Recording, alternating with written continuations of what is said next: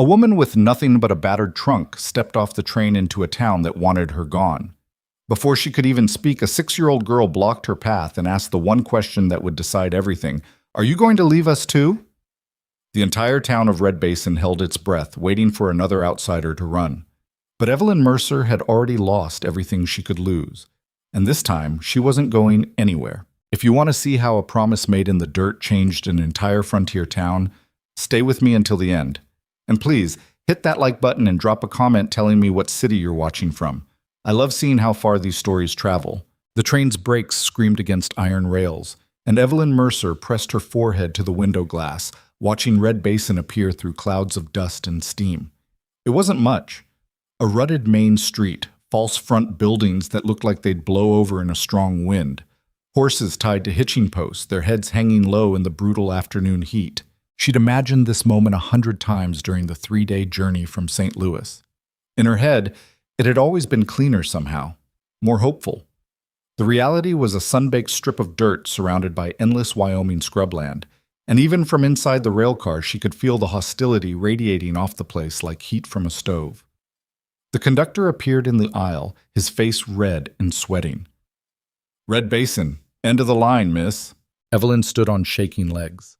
She wore her best dress, the dark blue one with the high collar, but it was wrinkled from travel and already damp with perspiration. Her hands trembled as she reached for the battered leather trunk beneath her seat. "Let me help you with that," the conductor said, but his tone suggested obligation rather than kindness. "I can manage. Suit yourself." He was already moving toward the next car before she'd gotten the trunk into the aisle. She dragged it toward the exit, feeling the eyes of the remaining passengers on her back. A woman traveling alone, no wedding ring, one trunk and a carpet bag. They'd drawn their conclusions hours ago. The platform was empty except for a man loading mail sacks onto a wagon. He didn't look up as Evelyn descended the steps, nearly losing her balance when the trunk's weight shifted. The wood slammed against the platform with a crack that made the mail clerk flinch. She stood there, breathing hard, scanning the street for anyone who might be Caleb Ryder. The letter had been brief. Need a wife. Have a daughter, 6 years old. Ranch outside Red Basin. Work is hard. Winters are harder. If you can't handle that, don't come. She'd read it 20 times before writing back. 3 sentences about herself, carefully worded to sound stronger than she felt. Yes, she could handle hard work. Yes, she understood frontier life wouldn't be easy. No, she had no family left to object. She hadn't mentioned the debts, or the landlady who'd threatened to have her arrested, or the fact that she'd sold everything she owned except 2 dresses and her mother's wedding ring just to afford the train ticket west. The street remained empty. Afternoon sun beat down on her head, and sweat trickled between her shoulder blades. Somewhere a dog barked. The mail clerk finished loading his wagon and drove away without a word. Evelyn picked up her carpet bag and started dragging her trunk toward the shade of the station house. Halfway there, a voice stopped her cold. "You her?" She turned. A woman stood in the doorway of the general store across the street, tall, severe, wearing black silk that looked far too expensive for a frontier town. Her hair was pulled back so tight it seemed to stretch her face. "I'm sorry?" Evelyn said. "Ryder's mail-order bride." The woman descended the store steps with measured precision. "You are her, aren't you?" The way she said her made it sound like an accusation. "My name is Evelyn Mercer. I know what you are." The woman crossed the street, and now Evelyn could see she wasn't alone. 3 other women had emerged from the store, watching with undisguised interest. "I'm Edith Crowley. My husband owns the bank, the hotel, and half the businesses on this street." "It's nice to meet you, Mrs. Crowley." "Is it?" Edith stopped a few feet away, looking Evelyn up and down with the kind of assessment usually reserved for livestock. "The last woman Caleb brought out here lasted 6 weeks. Took the stage back to Cheyenne, crying so hard the driver had to stop twice so she could be sick." The other women had moved closer now, forming a loose semicircle. Evelyn felt her throat tighten. "I'm not planning to leave," she said quietly. "That's what the other one said too." Edith smiled, but there was no warmth in it. "Ranch is 12 miles out. Nothing but scrub grass and rattlesnakes. The creek's been drying up for 3 years. Caleb works 18-hour days and barely keeps ahead of his debts. And that little girl—" She paused, letting the silence stretch. Well, Maisie's had a hard time of it since her mother passed. Doesn't take well to strangers. One of the other women, younger, with a pinched face, spoke up. Reverend Marsh says it's shameful, bringing women out here like cattle. I didn't ask what the Reverend thinks, Evelyn said, surprising herself with the sharpness in her voice. Edith's eyebrows rose. You've got some spine, I'll give you that. You'll need it, assuming Caleb actually shows up. What do you mean? He's not exactly reliable. Last month he missed his loan payment. Month before that, he got in a fight at the saloon with Victor Hale's men, nearly got himself arrested. Edith adjusted her gloves with deliberate care. If I were you, I'd get back on that train while you still can. Evelyn's hands had gone numb. She wanted to say something cutting, something that would wipe that smug expression off Edith Crowley's face. But before she could find the words, a child's voice rang out across the street. Papa said not to talk to her. Everyone turned. A little girl stood in the alley beside the general store, small for 6, wearing a faded calico dress and scuffed boots that were too big for her feet. Her hair was dark and tangled, her face smudged with dirt. She glared at the assembled women with an intensity that seemed too large for such a small body. Maisie Ryder, Edith said sharply. Where's your father? Fixing the wagon wheel. He told me to wait. The girl's eyes fixed on Evelyn with unnerving focus. Are you the one from the letter? Evelyn's mouth went dry. Yes, my name is... Papa says we're not supposed to get our hopes up. Maisie came closer, moving with the cautious wariness of a stray dog. He says sometimes people change their minds when they see how things really are. The women were watching this exchange like spectators at a hanging. Evelyn could feel their anticipation, their eagerness to see her fail. She set down her carpet bag and took a careful step toward the child. I'm Evelyn, she said, and I don't change my mind easily. Maisie studied her for a long moment. Up close, Evelyn could see the fear beneath the child's hard expression, the desperate hope fighting with learned disappointment. The last lady didn't like me, Maisie said. She said I was wild and unmanageable. Well, I think wild and unmanageable sounds interesting. She left after Mama's piano got burned in the barn fire, said it was a sign we were cursed. Edith made a small sound of satisfaction, as if this confirmed everything she'd been saying, but Evelyn didn't look away from the child. I don't believe in curses, she said. Why not? Because if curses were real, I'd be dead by now. Maisie blinked. Then, unexpectedly, the corner of her mouth twitched. Not quite a smile, but close. The moment broke when a wagon rattled around the corner. The man driving it was lean and weathered, with dark hair going gray at the temples and a face carved by sun and wind into hard angles. He wore work clothes and a battered hat, and when he saw the crowd gathered around Evelyn, his jaw tightened. He pulled the wagon to a stop and climbed down without a word. Caleb, Edith said brightly, we were just welcoming your guest. Caleb Ryder ignored her completely. He looked at Evelyn with eyes the color of winter sky, assessing, cautious, and deeply tired. You came, he said. It wasn't a question, but Evelyn nodded anyway. I did. Train was late. I got held up.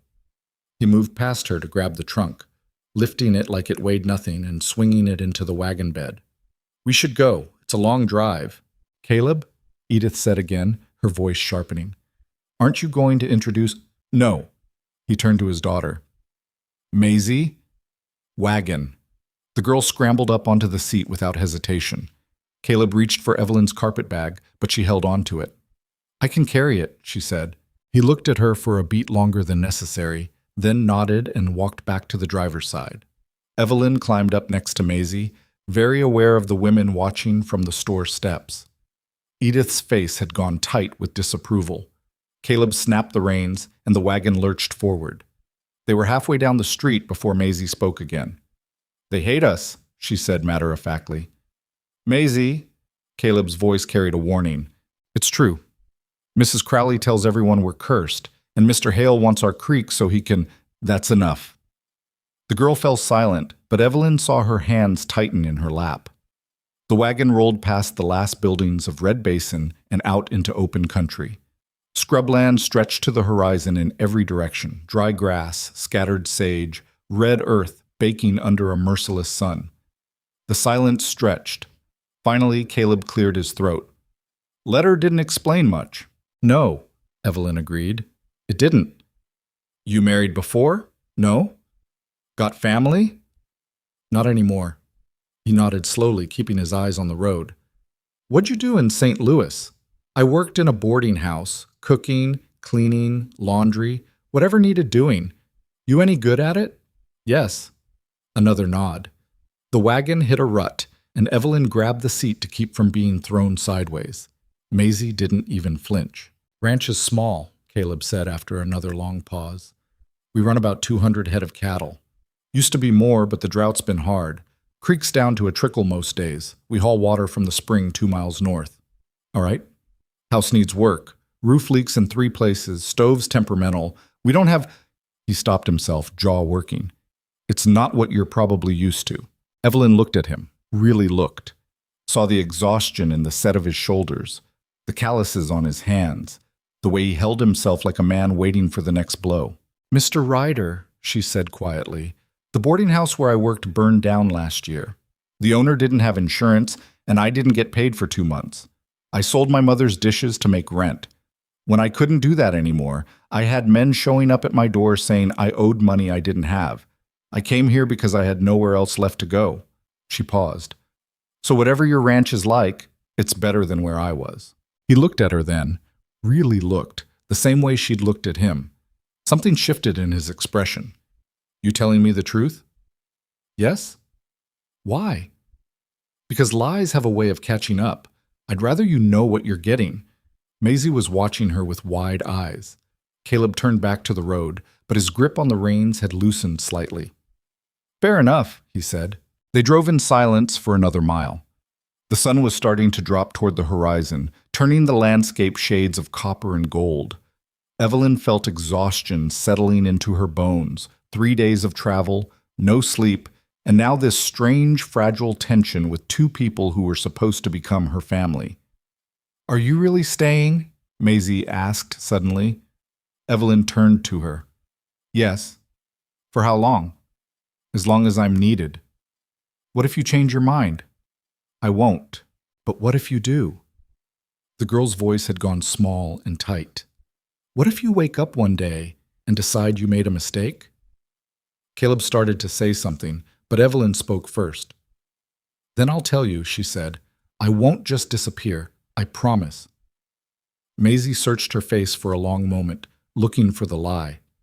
When she didn't find it, her shoulders relaxed just a fraction. They crested a low rise and the ranch came into view.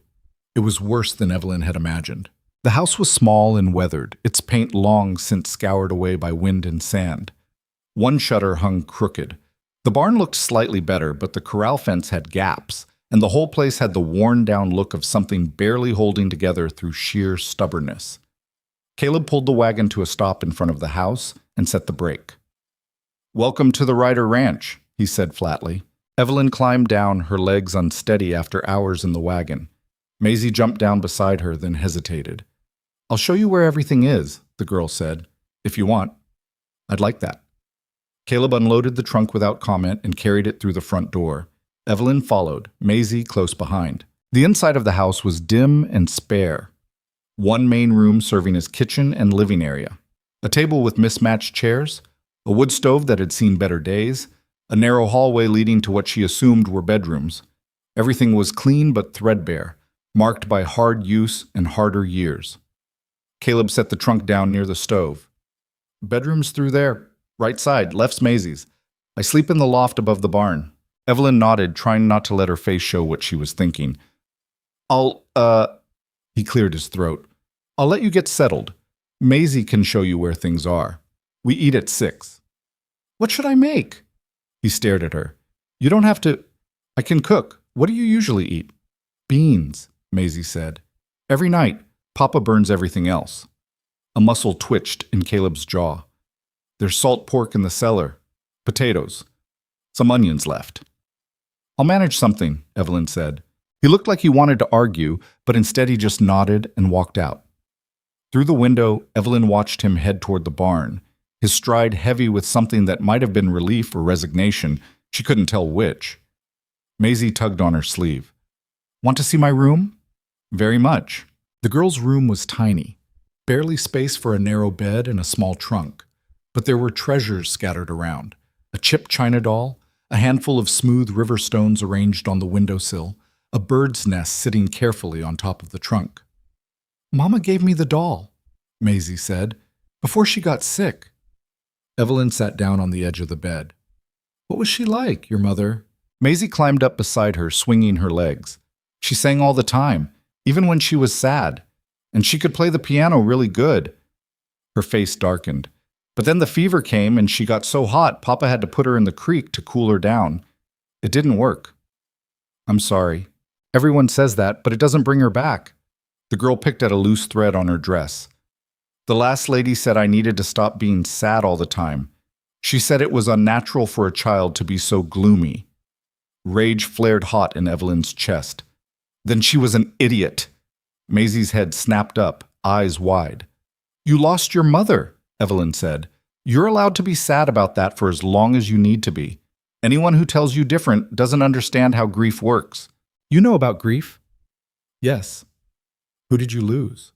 Evelyn looked at this fierce, damaged little girl and made a choice. "My parents died when I was 16. House fire. I got out. They didn't."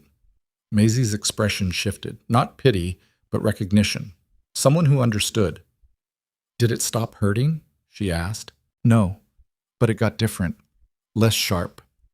Evelyn reached out and tucked a strand of hair behind the girl's ear.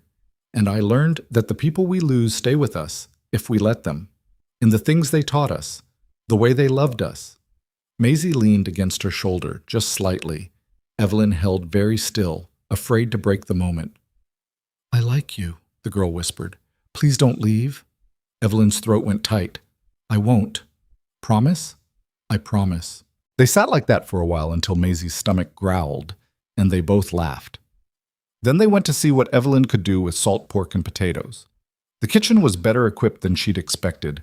Cast iron skillets, good knives, basic spices. She sent Maisie to the cellar for vegetables and got to work. By the time Caleb came in from the barn, the table was set and dinner was ready. He stopped in the doorway, staring at the plates of food like they might be a mirage. "You made biscuits," he said.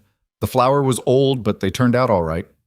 He sat down slowly, and Maisie scrambled into the chair beside him. They ate in silence for several minutes. Caleb took 3 biscuits and finished them before Evelyn had made it halfway through her meal. "This is good," he said finally. "Thank you."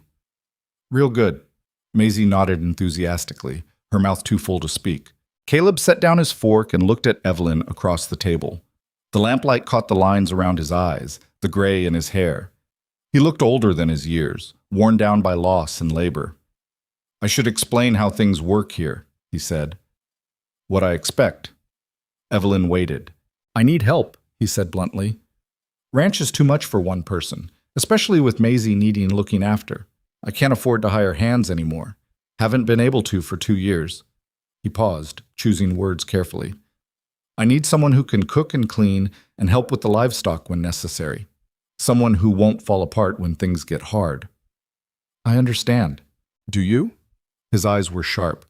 "Because hard out here doesn't mean what it means in a city. It means going without, making do with less, working until you can't stand up straight." He gestured toward Maisie. "It means taking care of a child who's been hurt and angry and doesn't always know how to show it except by pushing people away." "I'm not afraid of hard work," Evelyn said, "or difficult feelings. What about men who want to take everything you have? Men with lawyers and money and influence in town?" She thought of the landlady's son who'd cornered her in the hallway, the creditor who'd threatened to have her jailed, the way she'd learned to carry a knife in her pocket and sleep with a chair wedged under her door. "I'm not afraid of that either," she said. Caleb studied her for a long moment. "You're running from something." It wasn't a question, but she answered anyway. "Yes." "Is it going to follow you here?" "No, I made sure of that." "How?" "I told everyone in St. Louis I was going to San Francisco. Left false information with the train office, paid a clerk to lose my forwarding address." She met his gaze steadily. "No one knows where I really went." He nodded slowly. "Good. Because Victor Hale's already looking for ways to destroy us. Don't need to give him ammunition." "Who's Victor Hale?" Man who wants this land owns the Box H Ranch, biggest spread in the territory. Been trying to buy me out for 3 years. Caleb's jaw tightened. Made an offer last month. When I turned him down, his men cut my fence line and drove off 20 head of cattle. What did the sheriff do? Nothing. Sheriff's in Hale's pocket. He pushed his plate away. That's what you're walking into. A fight I'm probably going to lose. Maisie had gone very quiet, her eyes darting between them. Evelyn reached across the table and put her hand over the girl's. Then I suppose we'll just have to make sure you don't lose. Caleb made a sound that might have been a laugh or a cough. You always this stubborn? Yes. Might be a problem. Might be an asset. This time he definitely smiled, brief and small, but genuine. We'll see. After dinner, Evelyn washed dishes while Maisie dried. Caleb disappeared outside to check on the livestock. The girl chattered as they worked, talking about the ranch and the animals and which chickens had names. That one's Henrietta, she said, pointing through the window at a fat red hen. She's mean. Pecks Papa's hands when he collects eggs. Maybe she just doesn't like strangers. Papa's not a stranger. He feeds her every day. Some creatures need more time to trust people. Maisie considered this. Like me? Like you. The girl smiled and went back to drying. Later, after Maisie had been put to bed, Evelyn sat on the porch steps watching the stars come out. The night air was cool and smelled of sage. Somewhere in the distance, a coyote called. The door opened behind her, and Caleb stepped out. He didn't sit, just leaned against the porch rail. She likes you, he said. I like her too. Don't get me wrong, that's good. But don't... He stopped, struggling with the words. Don't make promises you can't keep. She's been hurt enough. Evelyn looked up at him. I told her I wouldn't leave. I meant it. You say that now, but you haven't been through a winter here yet. Haven't seen how bad the drought gets in August. Haven't dealt with Hale's men or Edith Crowley's poison or the 100 other things that make people regret coming out here. You're right, Evelyn said. I haven't, but I've been through other things, things that taught me what I can survive. She stood, facing him. I'm not the woman who was here before. I'm not going to run at the first sign of hardship. How can you be sure? Because I have nowhere left to run to. The truth of it sat heavy in her chest. This is it for me, my last chance, and I'd rather die trying to make it work than give up without a fight. He was quiet for a long time, looking at her in the darkness. All right, he said finally, but we do this properly. Get married legal. Can't have people talking more than they already are. When? Soon as we can get the preacher out here. Maybe next week. He shifted his weight. That agreeable to you? Yes. It won't be, it'll just be practical. Legal protection, that's all. I'm not asking for... He cleared his throat. I sleep in the barn. That won't change. I understand. He nodded, relief evident in the set of his shoulders. Good. That's good. An awkward silence fell between them. Finally, Caleb pushed off from the rail. I should get some sleep. Morning comes early. Mr. Ryder? He paused. It's Caleb. Caleb, thank you for giving me this chance. Don't thank me yet. You might regret it before long. He walked off toward the barn, leaving Evelyn alone with the stars and the coyotes and the weight of all the promises she'd made. She stayed there for a while, breathing in the strange new air of her strange new life. This wasn't what she'd imagined when she'd answered that brief, blunt letter. But then again, nothing in her life had ever gone according to plan. The house behind her was dark and quiet. Inside, a little girl slept clutching a china doll, dreaming whatever dreams came to children who'd lost too much too young. And out in the barn, a man who'd forgotten how to hope was probably lying awake wondering if he'd made another mistake. Evelyn looked out at the dark landscape, at the scrubland and the distant mountains, and the vast empty spaces that had swallowed so many people's dreams. She wasn't naive enough to think this would be easy, wasn't foolish enough to believe love would magically fix everything. But she'd made a promise to a broken little girl who'd asked if she was going to leave. And whatever else happened, whatever hardships came, Evelyn Mercer kept her promises, even if it killed her. The rooster woke her at 4:30. Evelyn lay in the unfamiliar bed, disoriented in the darkness, listening to Caleb's boots cross the yard outside. By the time she had dressed and made it to the kitchen, he was already gone. A note sat on the table in cramped handwriting. Checking fence line north pasture. Back by noon. She built a fire in the stove and started coffee. Her hands remembered the rhythm even in the dim pre-dawn light, measuring grounds, pumping water, setting the pot to boil. Through the window, she could see the first pale edge of sunrise touching the horizon. Maisie appeared in the hallway, her hair a wild tangle, rubbing sleep from her eyes. "You're still here," the girl said. "Where else would I be?" The last lady left before breakfast on her third day. Evelyn turned from the stove. "How many days have I been here?" "1. "Then I've got at least 2 more to go before you need to worry." Maisie climbed into a chair, watching Evelyn move around the kitchen. "What are you making?" "Oatmeal and eggs if those chickens have been productive." "Henrietta probably hasn't. She's stubborn." "Well, I'm stubborn too. We'll see who wins." The girl smiled at that.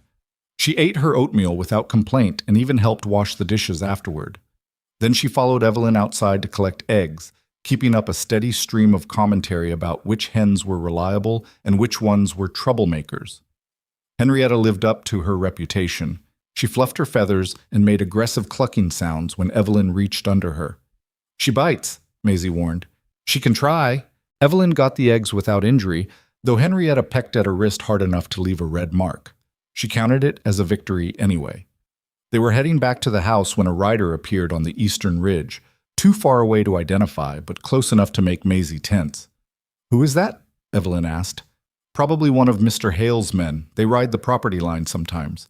Papa says they're looking for excuses." "Excuses for what?" "To say we did something wrong, so they can take our land."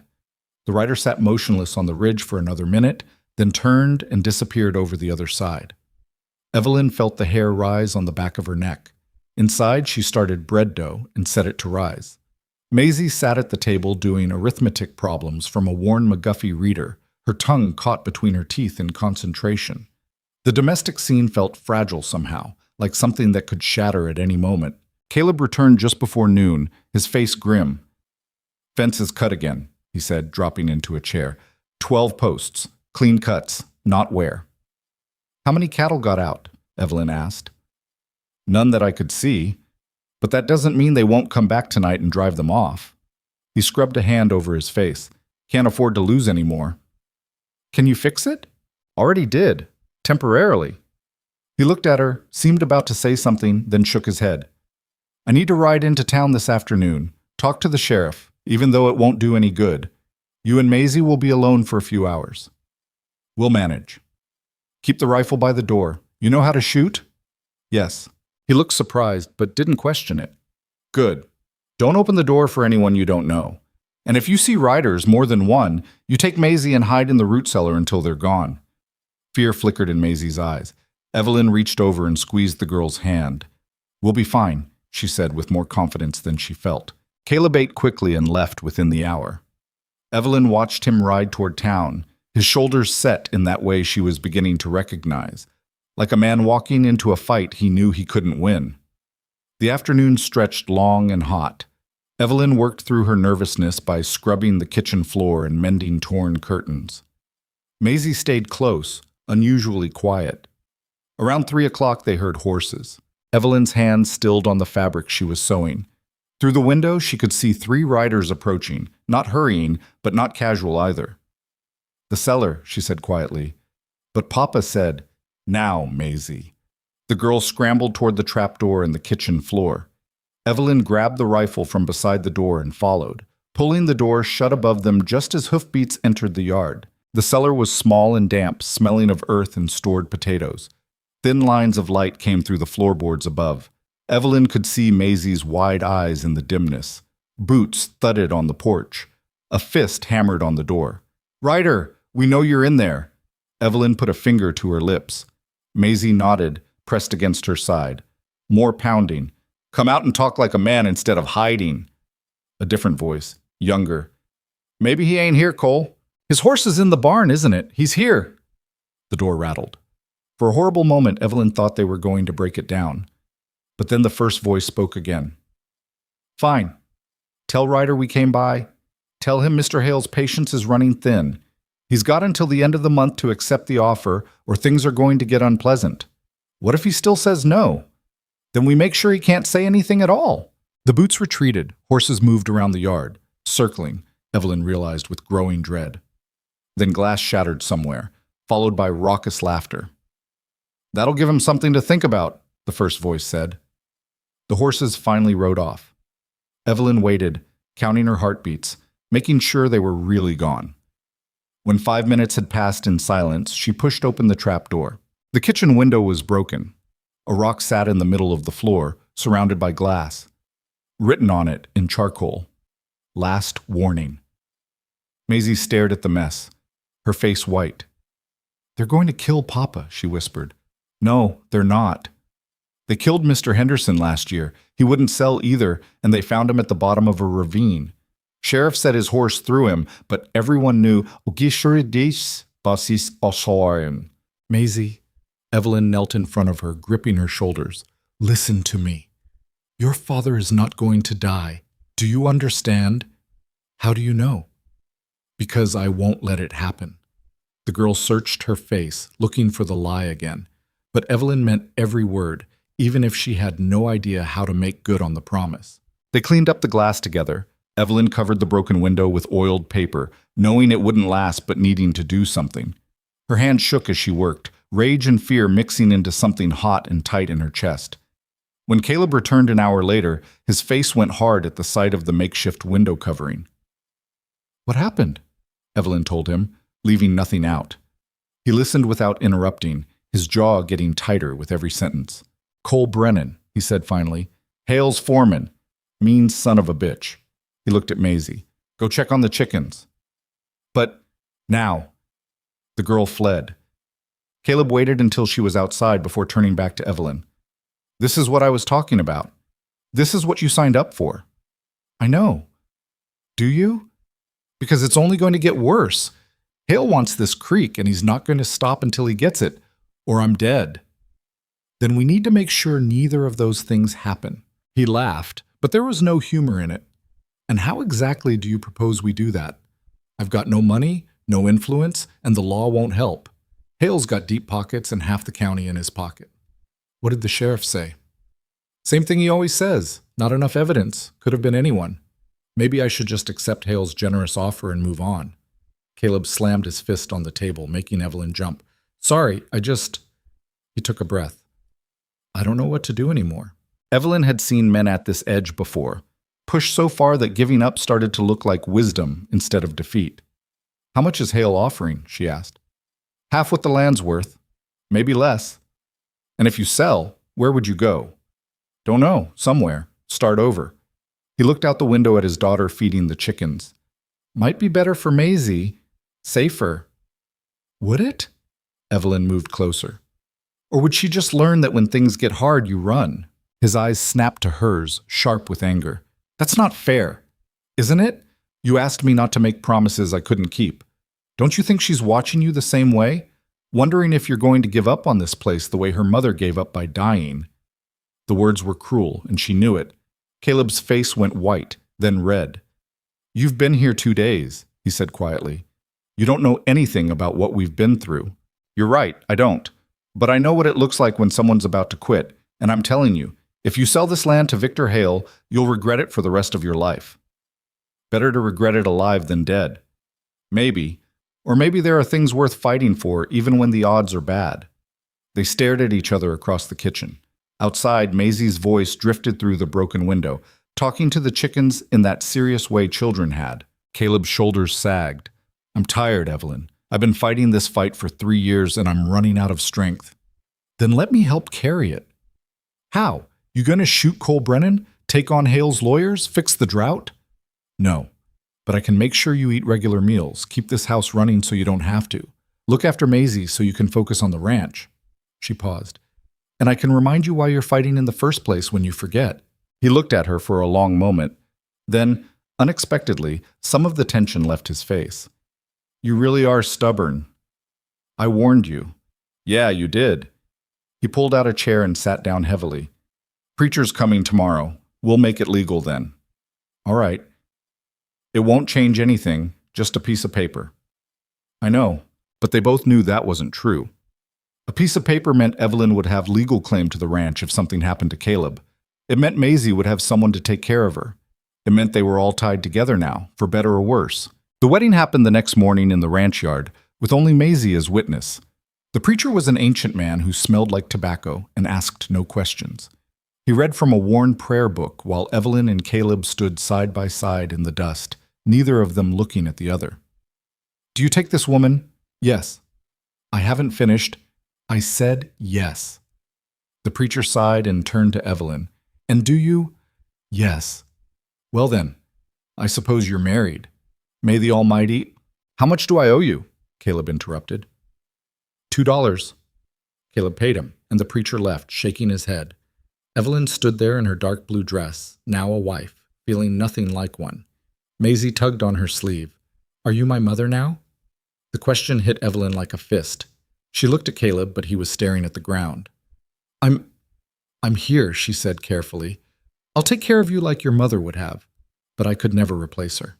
"I know." Maisie slipped her hand into Evelyn's. "But can I call you Mama anyway?" Evelyn's throat closed. She nodded, not trusting her voice.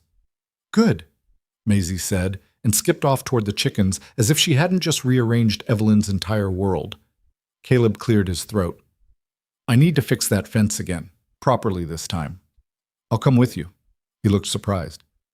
"It's hard work." "I know." "You'll ruin your dress." "I'll change."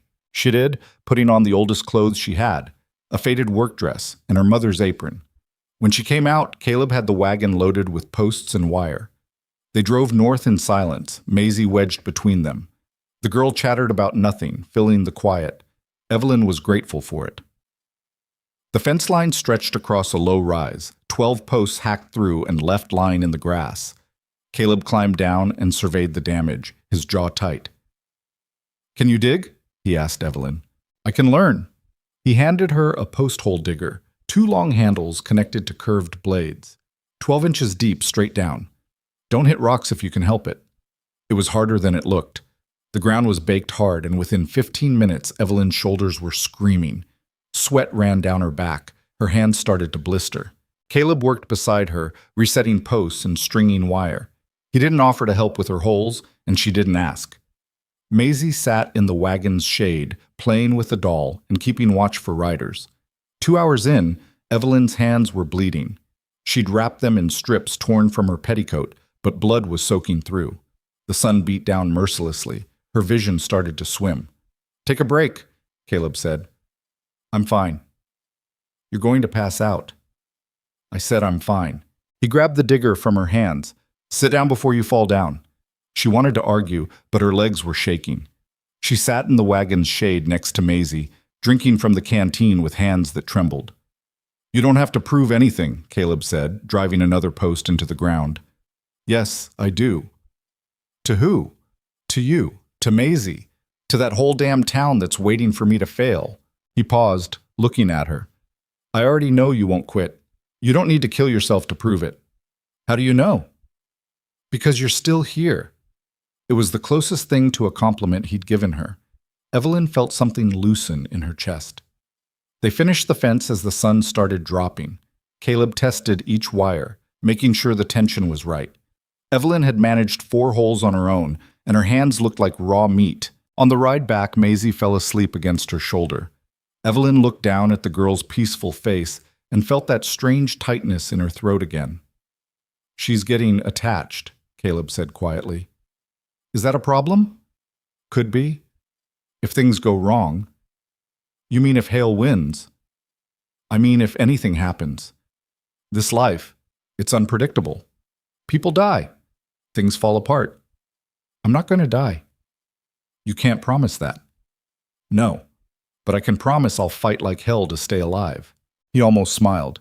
"Yeah, I'm starting to believe you will." That night, after Maisie was asleep, Evelyn sat on the porch, soaking her ruined hands in salt water.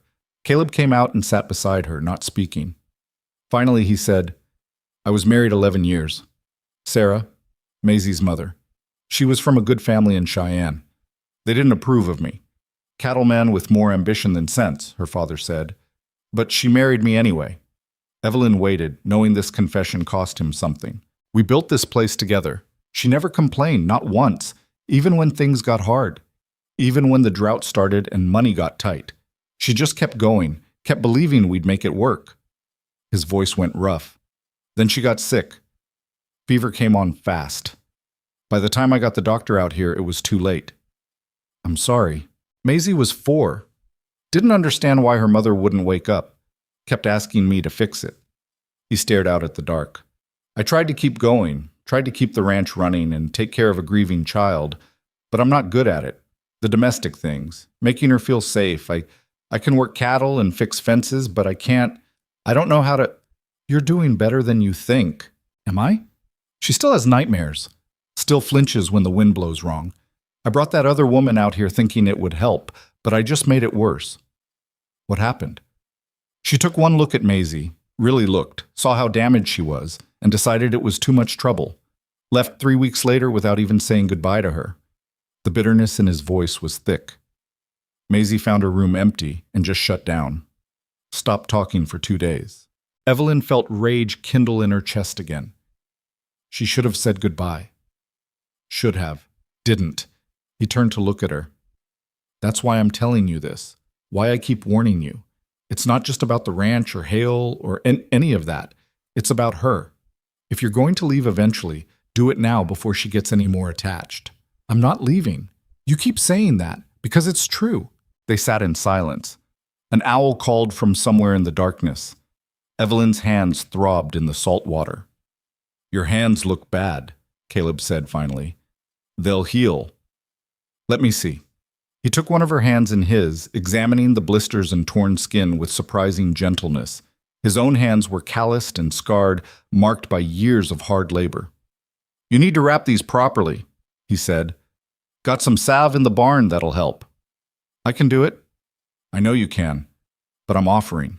He disappeared into the barn and came back with a tin of something that smelled sharp and medicinal. He wrapped her hands with clean strips of cloth, his movements careful and practiced. Where'd you learn to do this? Evelyn asked. Sarah taught me. She was always patching me up after some fool thing or another. A ghost of a smile crossed his face. She had strong opinions about men who didn't take care of themselves. She sounds like someone I would have liked. Yeah, you would have. When he finished, he didn't let go of her hands right away. They sat like that, connected by cloth and confession, while the night deepened around them. Thank you, Evelyn said, for the warning, for telling me about Sarah, for all of it. Don't thank me yet. Week from now, you might be cursing my name. I don't think so. He looked at her in the darkness, and something shifted in his expression, not quite trust, but maybe the beginning of it. Get some sleep, he said, standing. Tomorrow we start haying, if the weather holds. What's haying? You'll find out. He walked back to the barn, leaving Evelyn alone with her bandaged hands and her racing thoughts. She stayed on the porch for a while longer, listening to the night sounds of her new home. Somewhere out there, Victor Hale was probably planning his next move. Cole Brennan was probably drinking and bragging about scaring a woman and child. The whole town of Red Basin was probably placing bets on how long the new Mrs. Ryder would last. But sitting there on that worn porch, hands aching and body exhausted, Evelyn felt something she hadn't felt in years. Purpose. She had a family now. Broken and fragile and held together by desperation, maybe, but a family nonetheless. A fierce little girl who'd started calling her mama. A man who was beginning to believe she might actually stay.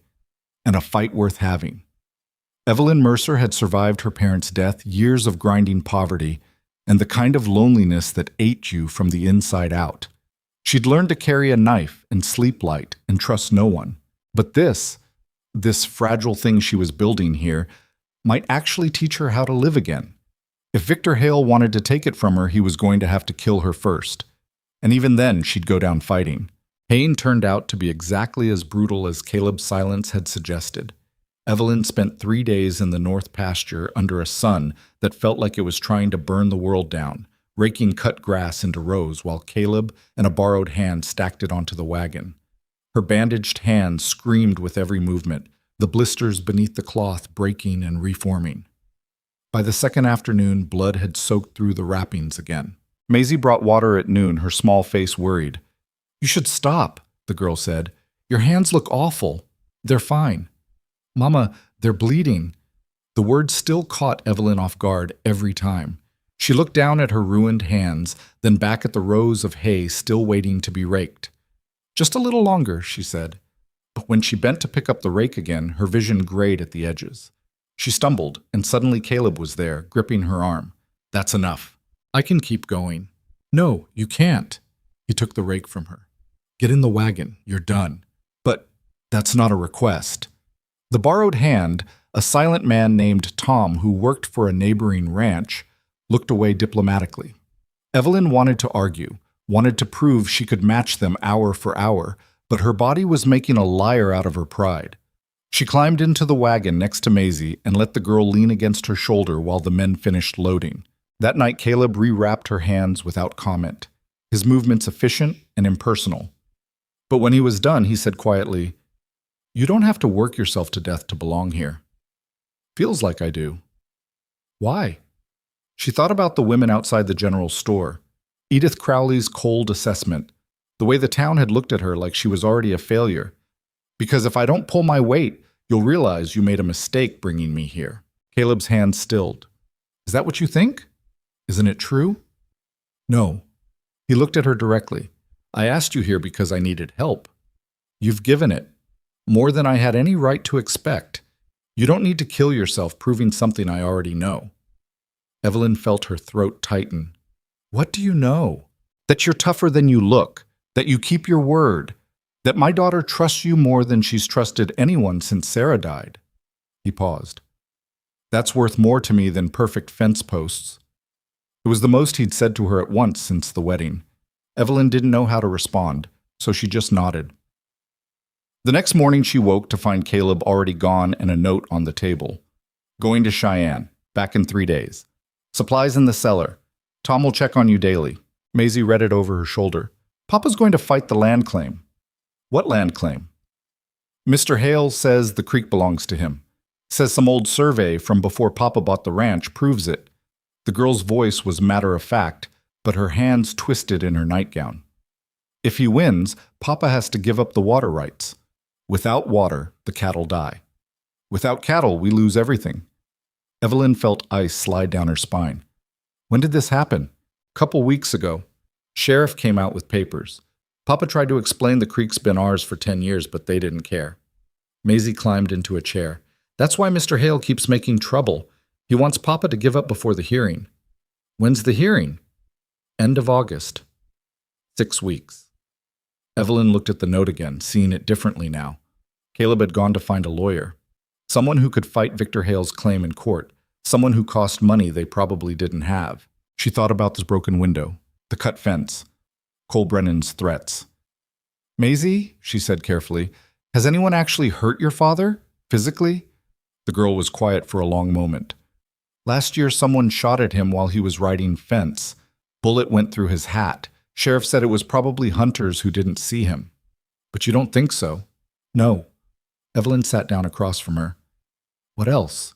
Our barn burned down 3 years ago. Papa rebuilt it, but we lost 6 horses and all the winter hay. And Mr. Henderson, the man I told you about who died, he was Papa's friend. They used to talk about standing up to Mr. Hale together. Maisie's voice dropped to a whisper. After Mr. Henderson died, Papa stopped talking about fighting back, just kept his head down and tried to hold on. Until now. Until you came. The girl looked at her with eyes too old for her face. I think he's trying again because you're here. Because he doesn't want to look like a coward in front of you. The weight of that settled on Evelyn's shoulders. She'd pushed him, told him not to give up. And now he was riding to Cheyenne to pick a fight with a man who'd already killed to get what he wanted. We'll be all right, she said, not sure if she was trying to convince Maisie or herself. Will we? Yes. The girl nodded, but the fear didn't leave her eyes. The first day alone passed quietly. Evelyn worked through the household tasks, letting the routine calm her nerves. She baked bread and mended clothes and scrubbed the floor again even though it didn't need it. Maisie shadowed her, unusually clingy. Tom showed up at noon, checked the livestock, and left without more than a dozen words. Evelyn watched him ride away and felt the isolation settle around the ranch like a physical thing. The second day was harder. The heat built until the air shimmered. The creek had shrunk to a trickle barely 6 inches wide. Evelyn hauled water from the spring with Maisie's help, the buckets heavy enough to make her shoulders ache. Around 3 o'clock, riders appeared on the eastern ridge. Evelyn's stomach clenched. She counted 3 of them, sitting their horses in a line, watching the ranch. "Maisie," she said quietly, "inside." But now, they retreated to the house. Evelyn grabbed the rifle and positioned herself by the window, watching the ridge. The riders didn't move, just sat there, a silent threat. After 20 minutes, they turned and rode away. Evelyn's hands were shaking. She lowered the rifle and looked at Maisie, who'd gone pale. "They do that sometimes," the girl said. "Just watch. Papa says it's supposed to scare us." "Is it working?" Maisie nodded. "Well, don't let them see it." Evelyn forced her voice steady. "That's what they want." But that night she barely slept, jerking awake at every sound. The rifle stayed propped against the wall beside her bed. The third day, Edith Crowley came calling. Evelyn saw the buggy approaching from a mile away and knew instantly who it was. She considered not answering the door, but that felt too much like cowardice. Edith climbed down from her buggy wearing black taffeta and a hat with feathers, completely inappropriate for a ranch visit. 2 other women accompanied her, the pinched-faced one from the train station, and a heavy-set woman Evelyn didn't recognize. "Mrs. Ryder," Edith said with that same cold smile. "We thought we'd pay a social call, make sure you were settling in." "How kind." Evelyn didn't move from the doorway. "May we come in?" Every instinct screamed to say no, but refusing would give them ammunition, and Edith clearly had enough of that already. "Of course." Evelyn stepped aside. The women entered like an invasion force, their eyes cataloging everything. The mended curtains, the scrubbed floor, the neat kitchen. "How quaint," the pinched-faced woman said. "Like playing house." Evelyn's jaw tightened. "Would you like tea?" "If it's not too much trouble." Edith settled into the best chair like she owned it. Evelyn put the kettle on, very aware of Maisie hiding in the hallway, listening. The girl had taken an instant dislike to their visitors, and Evelyn couldn't blame her. "So," Edith said as Evelyn poured tea into mismatched cups, "how are you finding married life?" "Fine." "Really? It must be quite an adjustment, coming from the city to this." She gestured vaguely at the sparse room. "Must feel rather primitive." "I've lived in worse." "Have you?" The heavy-set woman leaned forward. "What did you do in St. Louis, dear?" "I worked." "Doing what exactly?" Evelyn met her gaze. "Whatever paid." The women exchanged glances. Edith sipped her tea, and Evelyn could see the calculation in her eyes. "We heard the most interesting story," Edith said, "about a woman in St. Louis who fled owing substantial debts. Gambling debts, according to the rumor. The creditors are quite eager to find her." Ice flooded Evelyn's veins. "Is that so?" Of course, that couldn't possibly be you, could it? The trap was obvious. Admit to the debts, and Edith would spread it all over town, deny them, and she'd dig deeper until she found something worse. "I don't gamble," Evelyn said carefully. "Never had money to waste on cards." "Then what were the debts for?" "Mrs. Crowley, if you have something to accuse me of, say it plainly." Edith's smile sharpened. "I'm not accusing you of anything, dear. Simply expressing concern. Caleb is a respected member of this community, and we'd hate to see him taken advantage of by some desperate woman with a questionable past." "Respected." Evelyn set down her teacup with more force than necessary. "Is that why you all stood and watched while Victor Hale cut his fences and ran off his cattle? Because you respect him so much?" The pinched-faced woman gasped. "How dare you?" "How dare I what? Tell the truth?" Evelyn stood, and the women scrambled to their feet. "You came here to dig for gossip and make me feel small. Well, I grew up poor. I've had worse than you say worse things. If you want to run back to town and tell everyone I'm not good enough for your precious community, go ahead. I don't care what Red Basin thinks of me." "You should," Edith said coldly. "This town can make your life very difficult if it chooses." "More difficult than men shooting at my husband? More difficult than having my windows broken and my livestock threatened? I don't think so." "Your husband?" Edith's eyebrows rose. "My, You've settled into the role quickly. I wonder if Caleb sees it the same way. Get out. Excuse me? You heard me? Get out of my house. For a moment, Edith looked genuinely shocked. Then her face hardened into something ugly. You're making a mistake, she said. This town could have been your ally. Instead, you've made enemies. I already had enemies. At least now I know where you stand. The women left in a flurry of rustling skirts and offended dignity. Evelyn watched their buggy roll away, her heart hammering. Maisie emerged from the hallway, eyes wide. You yelled at Mrs. Crowley. I did. No one yells at Mrs. Crowley. Well, someone should have years ago. The girl grinned suddenly, fierce and bright. That was amazing. It was probably stupid. It was both. Maisie threw her arms around Evelyn's waist, but mostly amazing. Evelyn hugged her back, trying to ignore the sick feeling in her stomach. She'd just made a powerful enemy in a town where she had no friends. Edith would spread poison now, twisting everything. The debts Evelyn had fled weren't gambling debts. They belonged to her former landlady's son, who'd claimed Evelyn had stolen from him after she'd refused his advances. But truth didn't matter when someone like Edith Crowley decided to destroy you. That night, sleepless again, Evelyn stood on the porch watching the stars.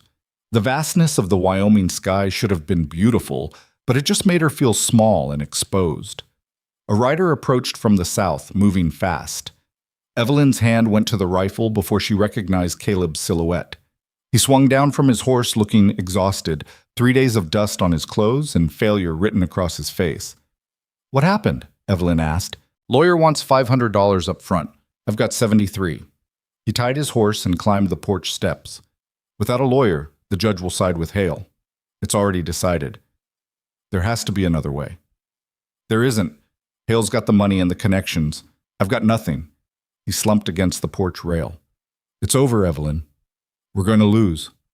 She wanted to argue, wanted to find some solution he'd missed, but the defeat in his voice was total. What will you do? Accept his offer. Take whatever he gives us and leave. He looked at her. I'm sorry, I know you just got here, but stop. What? Stop apologizing. Stop giving up. She moved closer. You told me the other night that I don't have to work myself to death to belong here. Well, you don't have to surrender just because one lawyer said no. It's not just one lawyer, it's reality. I don't have $500, don't have a way to get it, and the hearing's in 6 weeks. Then we have 6 weeks to figure something out. There's nothing to figure out. His voice rose, frustration spilling over. I'm broke, Evelyn. The ranch is mortgaged, the cattle are dying in this drought. Even if I win the water rights, I don't have enough stock to make it through winter. It's done. Is it? She grabbed his arm, forcing him to look at her. Or are you just tired of fighting? Maybe I am. Maybe I'm tired of losing everything I try to hold on to. My wife, my livelihood, my... He stopped, jaw working. Her what? My pride. All right? I'm tired of being the man who can't protect what's his, who watches his daughter get terrorized and his land get stolen and can't do a damn thing about it. The raw pain in his voice cut through Evelyn's anger.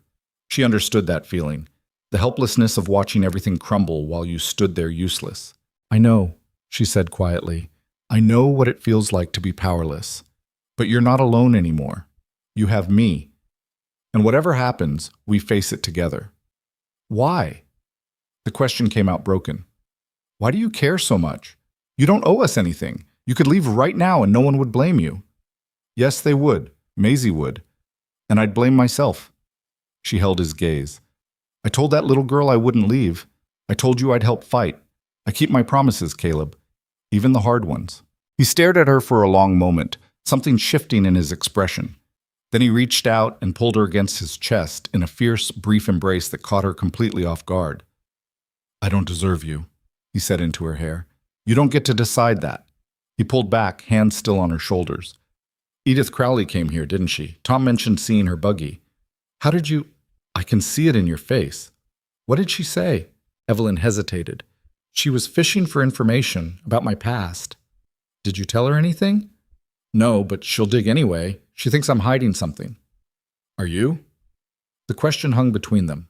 Evelyn could lie, could deflect, but she'd just demanded honesty from him. Yes, she said, but not what she thinks. The debts I ran from, they weren't mine. The landlady's son claimed I stole from him after I turned down his advances. He was lying, but he had his mother backing him up, 2 voices against 1, and I was just a servant with no proof. She swallowed hard.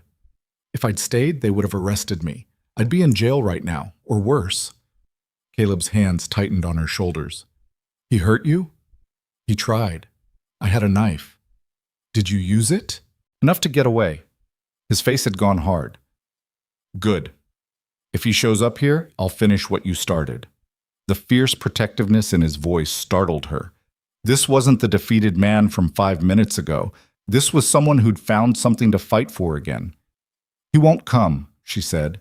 I made sure of it. How? Told his mother if she pressed charges, I'd go to every newspaper in St. Louis with the story. Her precious reputation couldn't survive the scandal. Evelyn managed a thin smile. Rich people care more about appearances than justice. Smart. Desperate. Same thing sometimes. He stepped back, running a hand through his hair. We should get some sleep. Morning comes early. Caleb, I'm not giving up, he said. Not yet. But I need to think. Figure out our options. All right. He started toward the barn, then stopped. Evelyn? Yes? Thank you for not letting me quit. Any time. She watched him walk away, then went inside to check on Maisie. The girl was asleep, clutching her china doll, her face peaceful in a way it never was during waking hours. Evelyn stood in the doorway watching her breathe, this child who'd claimed her as a mother after knowing her less than a week. The responsibility of it was overwhelming.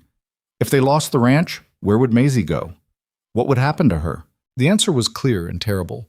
She'd become one more orphaned child in a world that didn't care about orphaned children. She'd be sent to relatives who didn't want her, or to some grim institution, or she'd just be swallowed up by the brutal machinery of poverty and forgotten. Evelyn had been 16 when her parents died. Old enough to work. Old enough to lie about her age and fight for herself. Maisie was 6.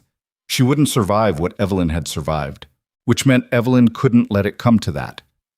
She went to bed but didn't sleep.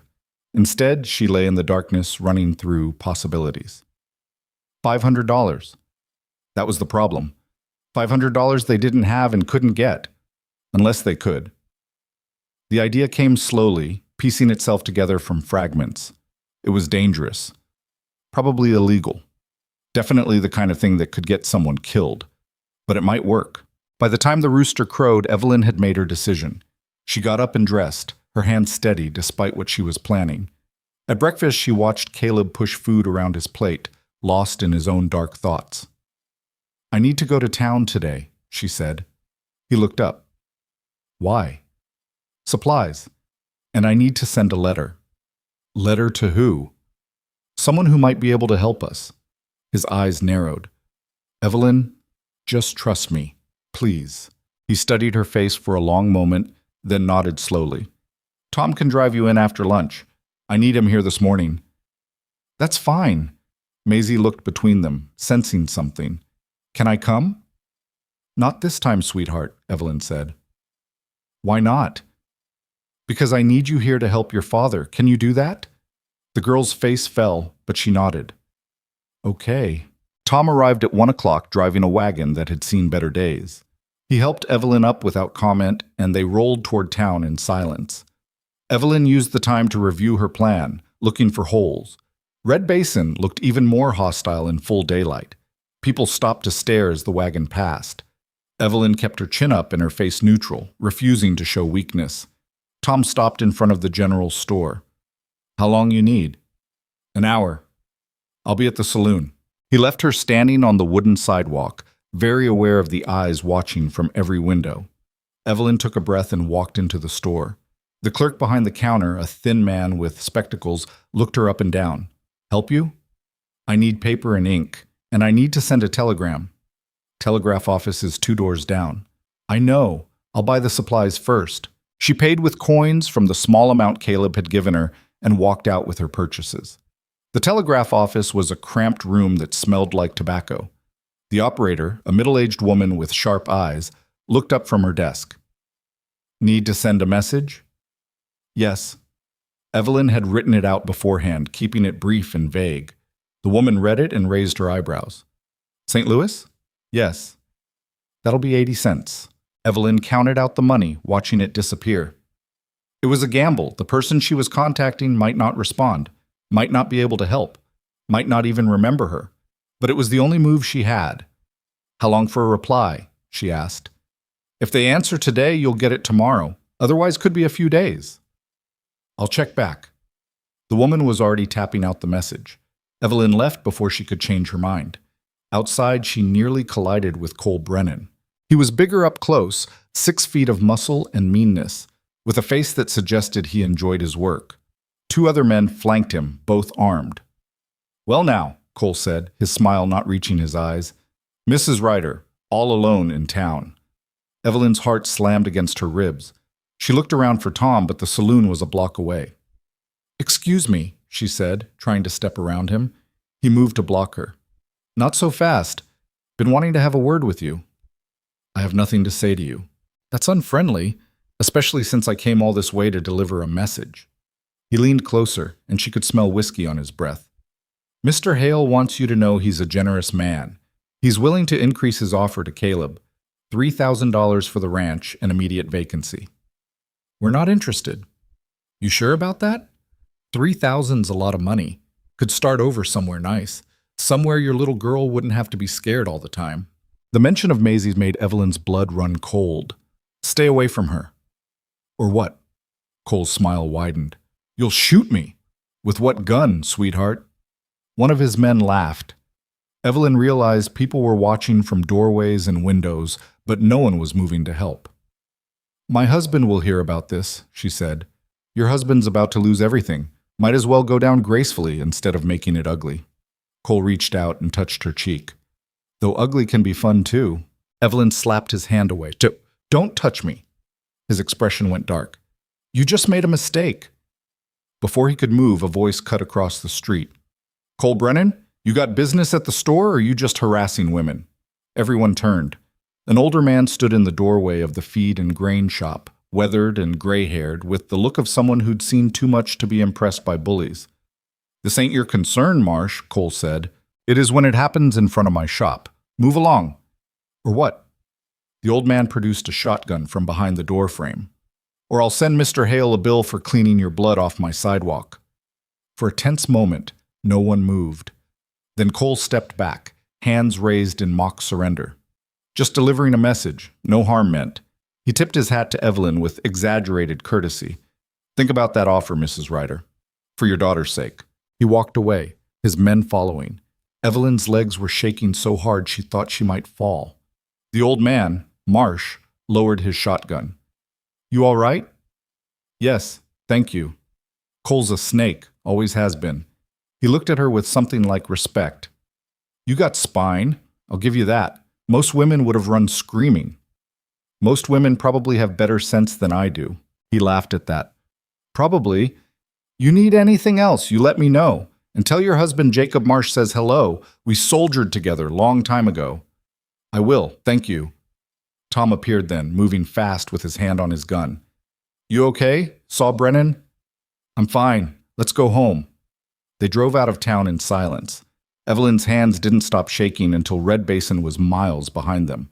But underneath the fear was something harder. Anger. Determination. Cole Brennan had threatened her daughter, had touched her, had made it clear that Hale's patience was running out, which meant Evelyn's desperate plan wasn't just necessary anymore. It was the only way they'd survive. When they reached the ranch, Caleb was waiting in the yard with a look that made Evelyn's stomach drop. Tom pulled the wagon to a stop and Caleb strode over, his face tight with controlled rage. Cole Brennan, he said. Not a question. How did you... Marsh sent his son out to tell me. Said Brennan put his hands on you. His voice was flat, dangerous. That true? Evelyn climbed down from the wagon. It was nothing. Just talk. Don't lie to me. Did he touch you? She could see Maisie watching from the porch, eyes wide. Yes, but I'm fine. Caleb turned toward the barn. I'm going to kill him. No, you're not. Evelyn grabbed his arm. That's exactly what they want. You shoot Cole Brennan, and they'll hang you before sundown. Then what happens to Maisie? He stopped, muscles coiled tight beneath her hand. He threatened my family. So we get smart, not violent. Smart hasn't worked so far. Because we've been reacting, playing defense. She pulled him around to face her. I have a plan. It's risky, and you might hate it, but I need you to hear me out. His eyes searched hers. What kind of plan? The kind we can't discuss in front of your daughter. They waited until after dinner, after Maisie had been tucked into bed and the house had gone quiet. Caleb sat at the kitchen table while Evelyn paced, trying to find the right words. The telegram I sent, she began. It was to a woman I knew in St. Louis, Margaret Chen. She ran a boarding house near the docks, not the one I worked at. Different clientele. What kind of clientele? The kind with money to hide and secrets to keep. Evelyn stopped pacing. Margaret knew things about people, important people. She collected information the way some people collect stamps, and she owed me a favor. Caleb's expression had gone wary. What kind of favor? Her son got caught up with some bad men, gambling debts he couldn't pay. They were going to kill him. I helped get him out of the city. She didn't mention how. Some details weren't necessary.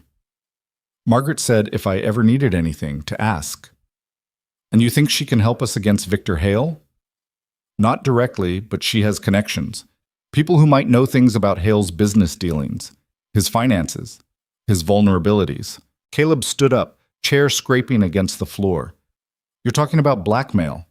I'm talking about leverage. That's the same thing, is it? Because right now Victor Hale has all the leverage. He's got money and lawyers and the sheriff in his pocket. We've got nothing. If we're going to fight him, we need something he wants more than our water rights. And if Margaret can't find anything, then we're no worse off than we are now. Evelyn moved closer. But if there's anything in Hale's past that he'd pay to keep buried, we might be able to force a deal. Get him to drop the land claim and leave us alone. Caleb was quiet for a long time, his jaw working. This could backfire spectacularly. I know. Could get us killed. I know that too. Then why risk it? Because Cole Brennan threatened our daughter today. Because they've already killed one man and they'll kill you too if we don't find a way to stop them. Because, her voice cracked, because I made promises I intend to keep, and that means fighting with whatever weapons we have. He looked at her in the lamplight, this woman who'd been his wife for less than 2 weeks and was already willing to break laws to protect his family. You're terrifying, he said quietly. Is that a yes? It's a, let's see what your friend finds before I decide whether you're brilliant or insane. He sat back down, suddenly looking exhausted. How long until we hear back? A few days, maybe a week. The hearing's in 5 weeks. I know. He rubbed his face with both hands. All right, we wait. But Evelyn, if this goes wrong, if Hale finds out we're digging into his business, he won't. You can't promise that. No, but I can promise I won't let him hurt this family without a fight. Something shifted in his expression. He reached across the table and took her hand, the first time he'd initiated contact since that brief embrace on the porch. I don't know if I ever said thank you, he said. For staying, for giving a damn, for all of it. Evelyn's throat went tight. You don't need to thank me. Yeah, I do. His thumb brushed across her knuckles, gentle despite the calluses. Sarah would have liked you. She always said I needed someone stubborn enough to tell me when I was being an idiot. Were you an idiot? Constantly. The corner of his mouth lifted. Still am, probably. But at least now I've got someone to point it out. They sat like that for a while, hands linked across the scarred kitchen table. Then Maisie called out from her room, a nightmare, her voice high and scared, and the moment broke.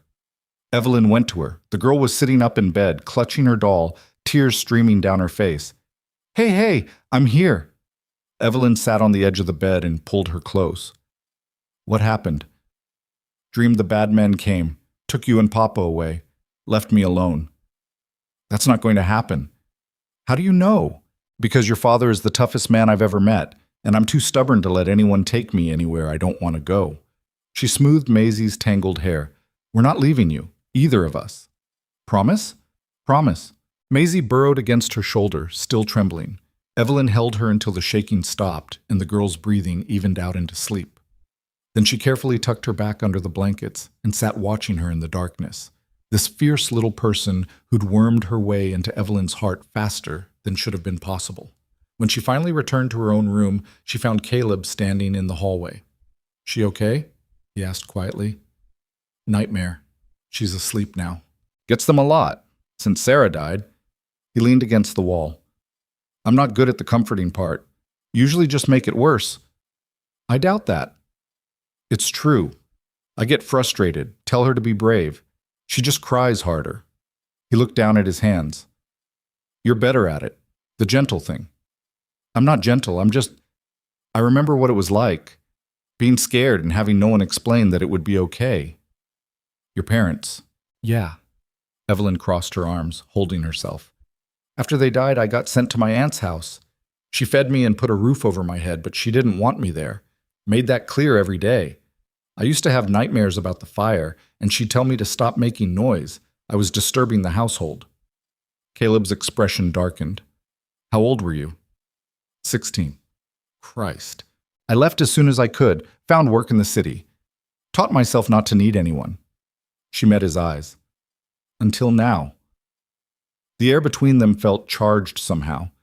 Caleb pushed off the wall and moved closer, and for a wild moment Evelyn thought he might kiss her, but he just reached out and tucked a strand of hair behind her ear, his touch careful. Get some sleep, he said. Tomorrow we've got the south pasture to check. Caleb. Yeah? She wasn't sure what she'd been about to say. The moment passed. Nothing. Good night. Night. He walked away toward the barn, leaving Evelyn standing in the dark hallway with her heart beating too fast and a tangle of feelings she had no idea what to do with. The next 3 days crawled by. Evelyn threw herself into work, cooking, cleaning, mending, hauling water until her back screamed. Anything to keep her mind off the telegram that might or might not come. Caleb watched her with a mixture of concern and something else she couldn't quite read. They worked side by side in a silence that felt less like distance and more like shared worry. On the 4th day, Tom arrived with the mail and a telegram. Evelyn's hands shook as she opened it.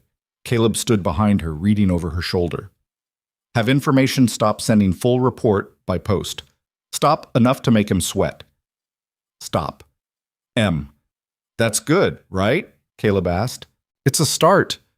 Evelyn reread the message.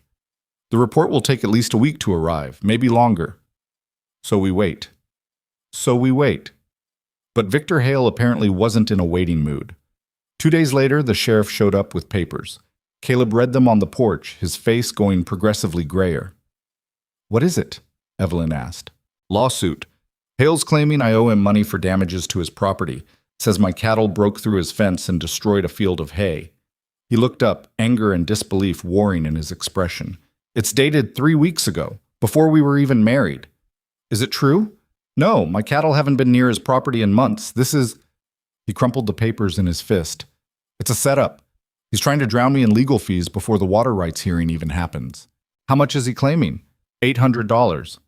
The number hit like a physical blow. That's more than I make in a year. If the judge rules in his favor, I'll have to sell the ranch just to pay the judgment. Caleb's voice was hollow. He's found a way to take everything without even waiting for the hearing. Evelyn grabbed the papers from his hand, scanning them. The complaint was signed by a lawyer in Cheyenne. The court date was set for 3 weeks out, and there, at the bottom, was Victor Hale's signature, bold and arrogant. We need that report from Margaret, she said. Now. It won't arrive in time. Then I'll go get it myself. Caleb stared at her. What? I'll take the train to Cheyenne, telegraph Margaret to send it there instead of here. Meet it in person. The plan was forming even as she spoke. It's only a day's journey. I can be back in 3 days. Absolutely not. You think I'm letting you travel alone when Hale's men are... You don't have a choice. You can't leave the ranch undefended, and we need that information. She held his gaze. This is our only shot, Caleb. If we wait for the mail, we'll be buried in lawsuits before we can fight back. Then I'll go. You stay here with Maisie, and if Hale's men come while you're gone, you think I can hold off Cole Brennan and his crew by myself? She shook her head. You're the only thing keeping them from burning this place down. I'm expendable. You're not. Don't say that. It's true. If something happens to me, you and Maisie survive. If something happens to you, we lose everything. She grabbed his arm. Let me do this, please. He looked like he wanted to argue, but the logic was inescapable. Finally, he nodded, the movement jerky with frustration. 3 days. That's all. If you're not back by then, I will be. Evelyn. His hand came up to cup her face, the gesture so unexpected it froze her in place. If anything happens to you, nothing's going to happen. Promise me anyway. I promise. He held her gaze for a long moment, then let his hand drop. I'll tell Maisie you're going to visit family. She doesn't need to know the real reason. Good. But telling Maisie turned out to be harder than expected. The girl's face crumpled when Evelyn explained she'd be gone for a few days. You're leaving? Just for a little while. I'll be back before you know it. That's what Mama said. Maisie's voice was small and broken. Before the fever. She said she'd be better soon, and then she never woke up. Evelyn knelt in front of her, gripping her shoulders. I am not your mother. I am not sick. I am going on a train to Cheyenne and coming right back, that's all. But what if something happens? It won't. You can't know that. The girl was right, and they both knew it. Evelyn pulled her into a fierce hug. Listen to me, she said. I have never broken a promise to you, not once. And I'm promising you right now I will come back. Even if I have to walk the whole way, even if it takes longer than 3 days, I will come back. Maisie clung to her, crying into her shoulder. Evelyn held her until the sobs subsided into hiccups. Can I give you something? Maisie asked. To keep you safe? Of course. The girl ran to her room and came back with one of the smooth river stones from her windowsill, white quartz streaked with pink. Mama gave this to me, she said. She said it was special. Magic, almost. It always made me feel better when I held it. Evelyn's eyes burned. Maisie, I can't take... Please, so you'll have a piece of us with you. The girl pressed it into her palm. And so you'll remember to come back. Evelyn closed her fingers around the stone, smooth and warm from Maisie's hand. I'll keep it close. I promise. She left before dawn the next morning. Caleb drove her to the station in silence, the darkness making conversation feel impossible. At the platform, he helped her down and handed her a small leather pouch. What's this? Money. Everything I could scrape together. It's not much, but Caleb, I can't. Take it, please, for hotels and food and whatever you need. His voice was rough. And if anything goes wrong, you use it to get somewhere safe.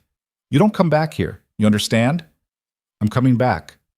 Evelyn, I'm coming back. She stepped closer. You said I was terrifying. Well, this is why. I don't quit. I don't run. And I sure as hell don't abandon my family when things get hard. He pulled her against him suddenly, the embrace tight and desperate. Be careful. I will. Don't trust anyone. I won't. And if Hale's men show up, Caleb. She pulled back enough to look at him. I've survived worse than Victor Hale. I'll be fine. The train whistle blew. Caleb released her reluctantly, and Evelyn climbed aboard without looking back. If she looked, she might not be able to leave. The journey to Cheyenne took 12 hours. 12 hours of rattling tracks and hard seats and growing dread. Evelyn kept her hand in her pocket, wrapped around Maisie's stone, using it to anchor herself. She'd telegraphed Margaret from Red Basin, giving her the Cheyenne hotel address. Now she just had to hope the report would be waiting. Cheyenne was bigger than she'd expected, a real city with brick buildings and paved streets. Evelyn found the hotel Margaret had named and checked in using an assumed name. The clerk barely glanced at her. No telegram waited at the desk. No package. Nothing. Evelyn went to her room and waited. Hours crawled by. She paced the small space, watching the sun move across the floor. By evening, still nothing. She forced herself to eat dinner in the hotel restaurant, choking down food that tasted like ash. What if Margaret hadn't been able to find anything substantial? What if the report was lost in transit? What if this whole desperate gamble had been for nothing?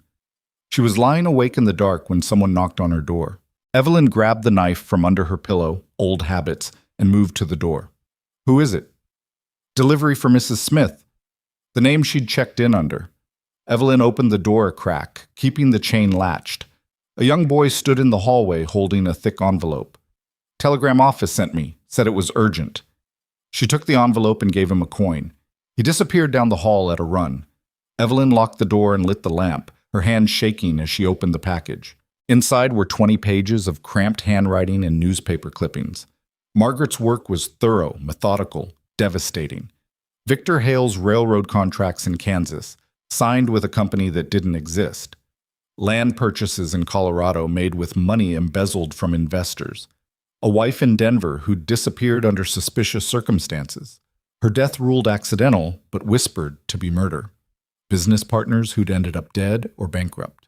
A pattern of fraud, intimidation, and violence stretching back 15 years. And names. Witnesses who'd been paid to stay quiet. Officials who'd taken bribes. Evidence that had been destroyed. It was everything Evelyn had hoped for and more. Enough to ruin Hale if it went public. Enough to put him in prison. Enough to make him very, very dangerous if he found out someone had it.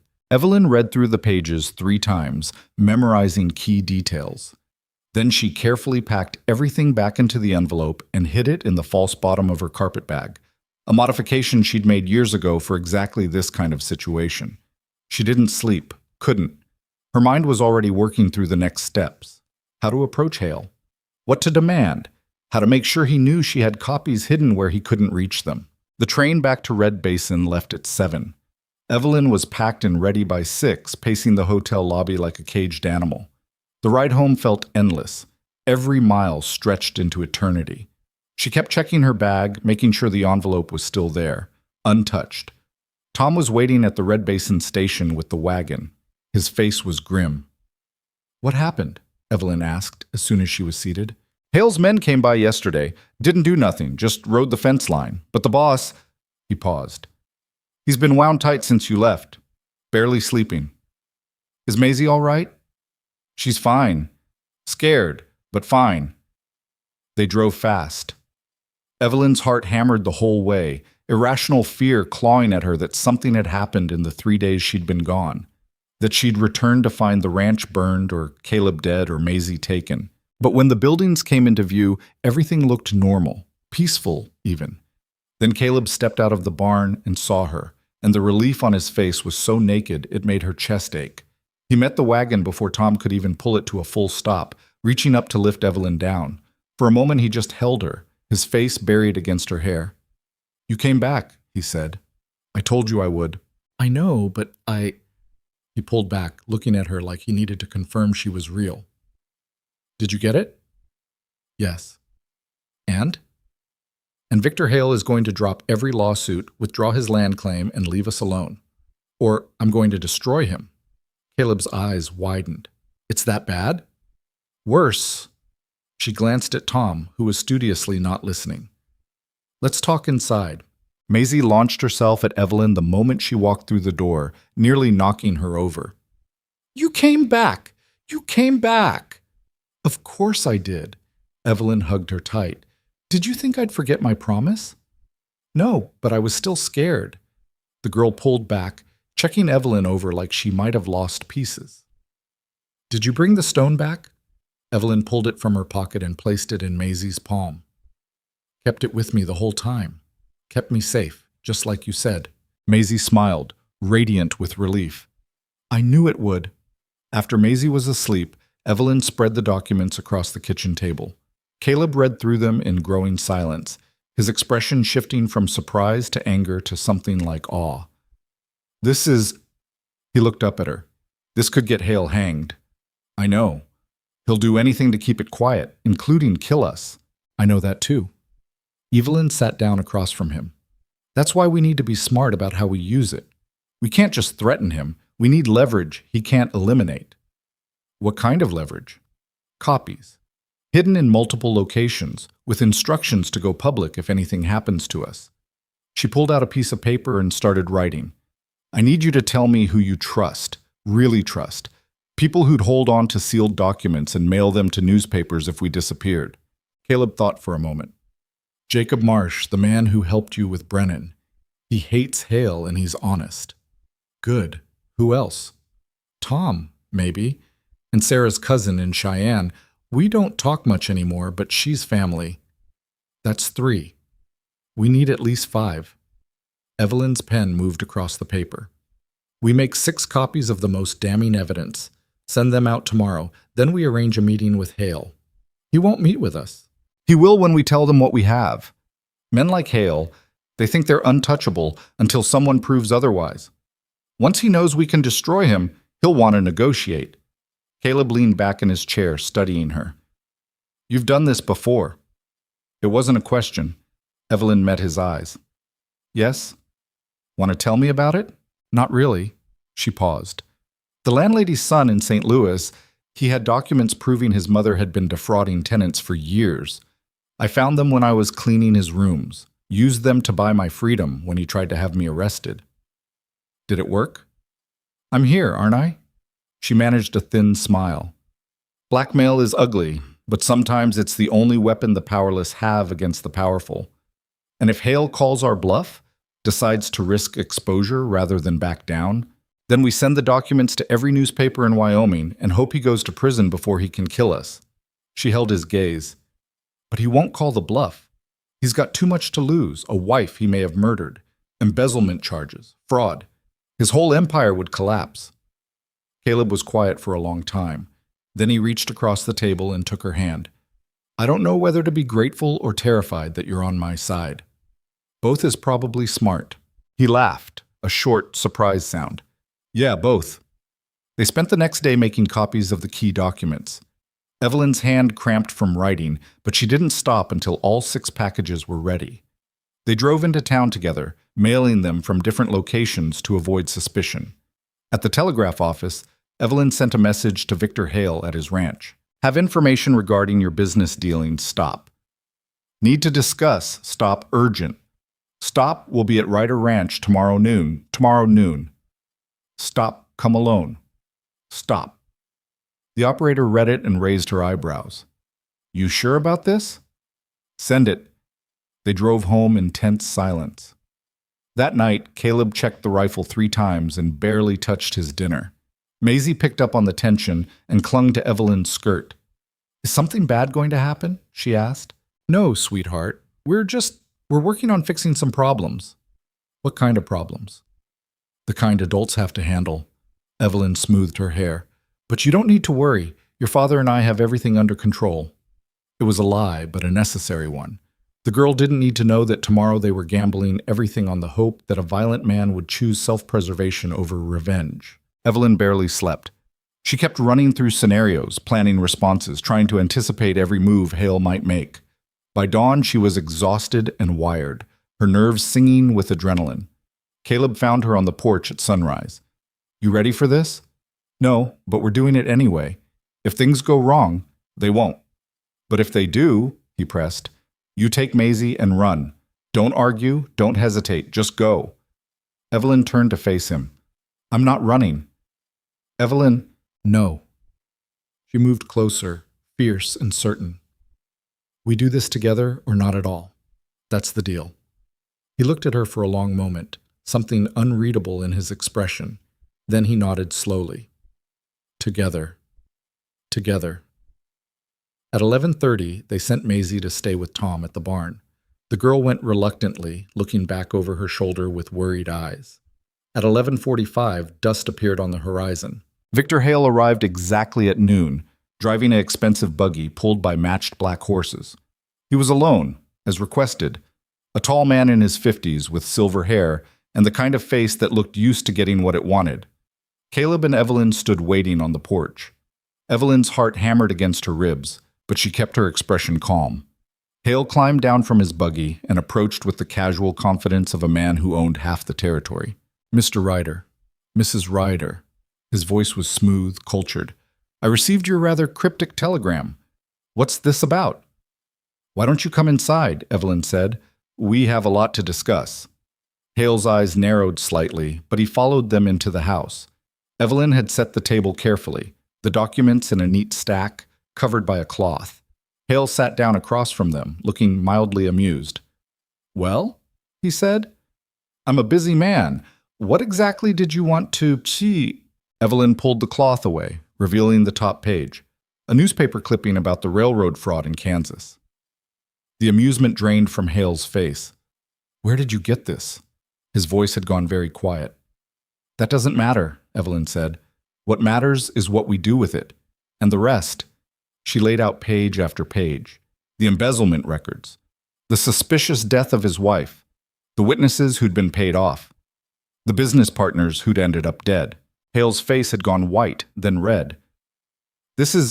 You have no idea what you're playing with. Don't I? Evelyn leaned forward. You've spent 15 years building an empire on fraud and murder. You've threatened families, destroyed lives, killed anyone who got in your way. And now someone finally has proof. If you think you can blackmail me, this isn't blackmail, it's a negotiation. She slid a piece of paper across the table.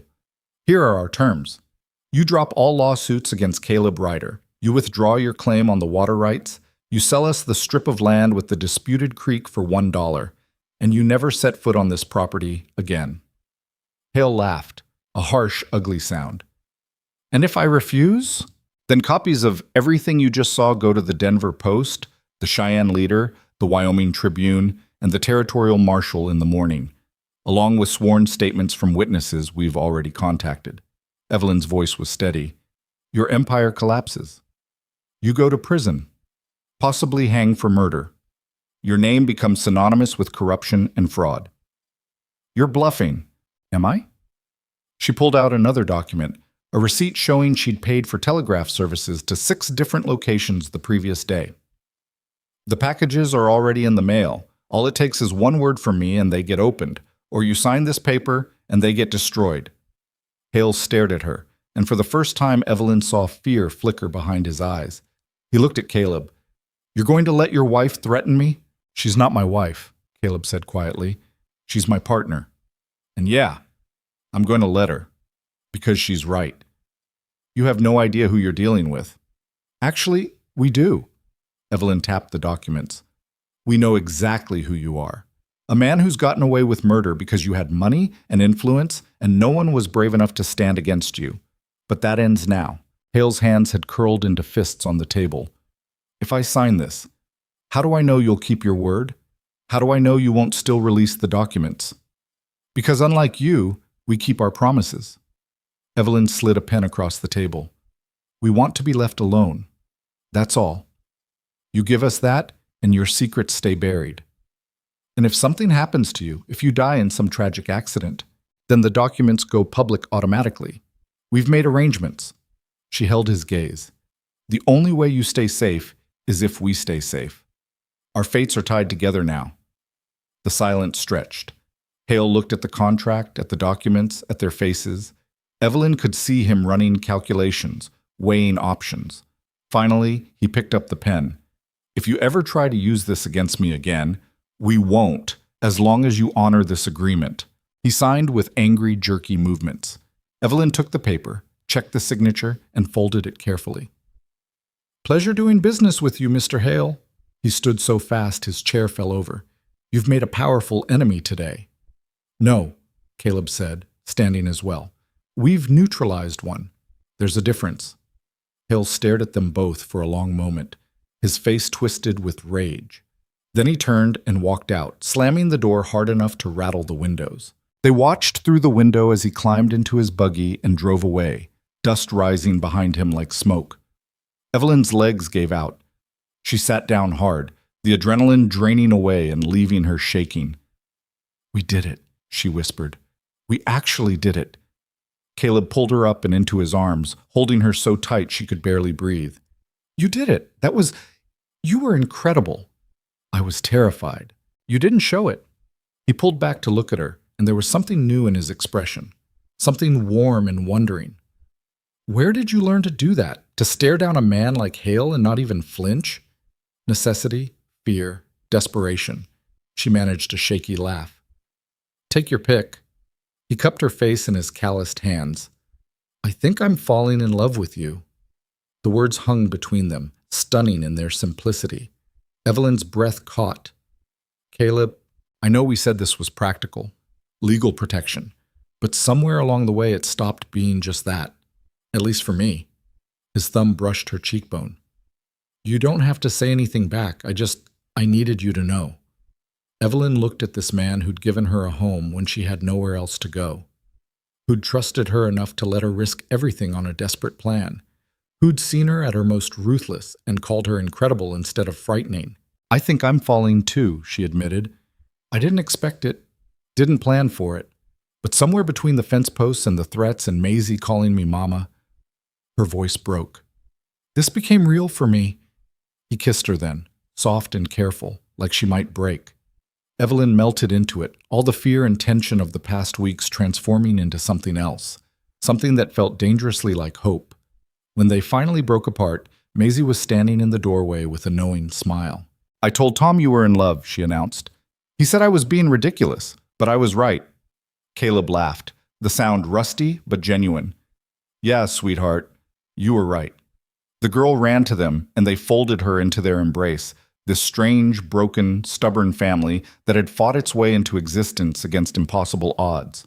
Outside, the Wyoming sun beat down on drought-cracked earth. The creek still ran dangerously low. The ranch still needed work. And somewhere out there, Victor Hale was probably already plotting revenge despite his signature on the contract. But for the first time since Evelyn had stepped off that train into hostile territory, the future felt like something worth fighting for. The celebration lasted exactly one night. By morning, reality had reasserted itself in the form of withered crops, a creek running at half its normal flow, and bills that still needed paying. Victory over Victor Hale didn't magically fix the drought or erase 3 years of financial struggle, but something fundamental had shifted. Caleb moved differently now, shoulders back, spine straight, like a man who'd remembered what it felt like to win. And Evelyn had stopped waiting for the next disaster, started believing she might actually get to keep this life she'd fought for. The first test came 2 weeks after Hale signed the agreement. Evelyn was hanging laundry when she saw riders approaching, 4 of them, moving fast. Her stomach clenched until she recognized the lead horse, Tom, riding hard with 3 men she didn't know. Caleb came out of the barn as they pulled up, his hand instinctively moving toward his rifle. Easy, Tom called. They're friends, from the Broken Wheel Ranch, 20 miles north. The lead rider dismounted, a weathered man in his 60s with kind eyes. Name's Dutch Keller. Heard what you did to Hale. Evelyn tensed, but Caleb just nodded. News travels. It does when it's good news. That bastard's been squeezing every small rancher in the territory for years. Nobody had the guts to stand up to him. Dutch extended his hand. Wanted to say thank you and offer help if you need it. Help how? Got some hands I can spare for haying. Heard your creek's running low. We can share our North Spring until the rains come. And he pulled an envelope from his pocket. Collection from the small ranchers. Ain't much, but it's something. Caleb opened the envelope and went very still. Evelyn looked over his shoulder and saw bills. At least $300. We can't accept this, Caleb said. You can and you will. You stood up to Hale when the rest of us were too scared. That's worth supporting. Dutch looked at Evelyn. Heard it was your wife's doing, the documents and all. We did it together, Evelyn said quietly. Either way, you gave us all hope that maybe we don't have to live under Hale's boot forever. He tipped his hat. Offer stands. You need help? You send word. They rode off, leaving Caleb and Evelyn standing in the yard staring at $300 they hadn't expected and help they desperately needed. Did that just happen? Caleb asked. I think so. He looked at the money, then at her. We can pay the mortgage, fix the roof, buy seed for next season. We can survive, Evelyn agreed. That word, survive, had never sounded so beautiful. But survival wasn't the same as safety, and they both knew it. Hale had signed the agreement under duress. Men like him didn't forget, didn't forgive. The second test came in the form of Edith Crowley. Evelyn was in town buying supplies when she saw the woman approaching with her usual entourage of gossips. She braced herself for another confrontation, but Edith's expression was different this time. Less smug, almost wary. Mrs. Ryder, Edith said with forced politeness, I wanted to apologize for my previous behavior. I may have been hasty in my judgments. Evelyn blinked. I'm sorry? My husband spoke with Victor Hale last week. Apparently there's been a resolution to your land dispute. Edith's smile was tight, and several prominent families have expressed their support for your family. It would be inappropriate for me to continue being unwelcoming. Translation: Edith had realized she'd backed the wrong horse and was scrambling to save face. Evelyn could have been gracious, could have accepted the olive branch with a smile. Instead, she said, "Mrs. Crowley, when I first arrived in Red Basin, you went out of your way to make me feel unwanted. You spread gossip, questioned my character, and did everything possible to isolate my family. Now that we've proven we won't be driven out, you want to be friends?" Edith's face went red. "I'm offering you an opportunity to what? Join your circle of women who spend their days tearing down anyone they consider beneath them?" Evelyn shook her head. "I don't need your approval, never did, and I certainly don't need your fake friendship now." She walked away, leaving Edith sputtering in the street. It was petty, maybe, but it also felt necessary, a line drawn in the dirt. When she told Caleb about it that evening, he laughed so hard he nearly fell off his chair. "You told Edith Crowley to her face that you don't need her?" "More or less. Evelyn, she's going to make your life hell." She was already doing that. At least now I don't have to pretend to care. He pulled her into his lap, still grinning. "You're going to set this whole town on fire before you're done. Only if they deserve it." He kissed her, and Maisie made gagging noises from the doorway. They'd been more open with their affection lately, careful touches, stolen kisses, the kind of casual intimacy that had Maisie simultaneously delighted and disgusted. The third test came in August, 3 weeks before the water rights hearing that Hale had supposedly withdrawn from. Evelyn was checking the chicken coop when she heard glass shatter. She ran toward the house and found Maisie standing in the kitchen surrounded by broken window glass and another rock with a message. "You think you won. You didn't." Caleb came thundering in from the barn, rifle in hand. He read the message and his face went dark. "Cole Brennan," he said. "Maybe." Evelyn pulled Maisie close, checking her for cuts. "Or just someone who works for him. Same difference." Caleb headed for the door. "Where are you going?" "To have a conversation with Hale." "Caleb, no. He signed an agreement. This violates it. He needs to know there are consequences." "And if he didn't order this? If it's just Brennan acting on his own?" That stopped him. "Then we still need to know." "Fine, but I'm coming with you." They left Maisie with Tom and rode to Hale's ranch, a sprawling operation that made the Ryder place look like a shack. Hale met them in his study, surrounded by expensive furniture and the kind of comfort that came from other people's suffering. "Mr. and Mrs. Ryder," he said coldly. "To what do I owe this intrusion?" Caleb threw the rock on his desk. "Thought we had an agreement." Hale read the message, his expression unreadable. "This isn't my work." "Like hell it isn't." "It's not." Hale leaned back in his chair. "Cole Brennan is no longer in my employ. I dismissed him 2 weeks ago for insubordination. What he does now is his own concern." Evelyn felt ice slide down her spine. "You fired him." "I did. He took issue with my decision to settle our dispute, felt it made me look weak." Hale's smile was thin. "He was probably right, but the agreement stands, regardless of my personal feelings." "So now we've got a rogue cowboy with a grudge," Caleb said flatly. "Appears so." Hale stood. "But that's not my problem. You wanted me out of your life. You have that. What Brennan does is between you and him." They rode home in grim silence. Cole Brennan, loose and angry, was somehow worse than Hale's calculated threats. Hale was predictable. Brennan was just mean. "We need to be careful," Evelyn said. "Need to end this." Caleb's voice was hard. "Can't spend the rest of our lives looking over our shoulders." "What are you suggesting?" "I'm suggesting we find Cole Brennan and have a final conversation." "Caleb, I'm not killing him, just making it clear that continuing this fight would be a mistake." They found Brennan 3 days later at the saloon in Red Basin, drunk and loud. Caleb walked in alone while Evelyn waited outside with the wagon. She heard raised voices, a crash, then silence. Caleb emerged 10 minutes later with split knuckles and a satisfied expression. "What did you do?" Evelyn asked.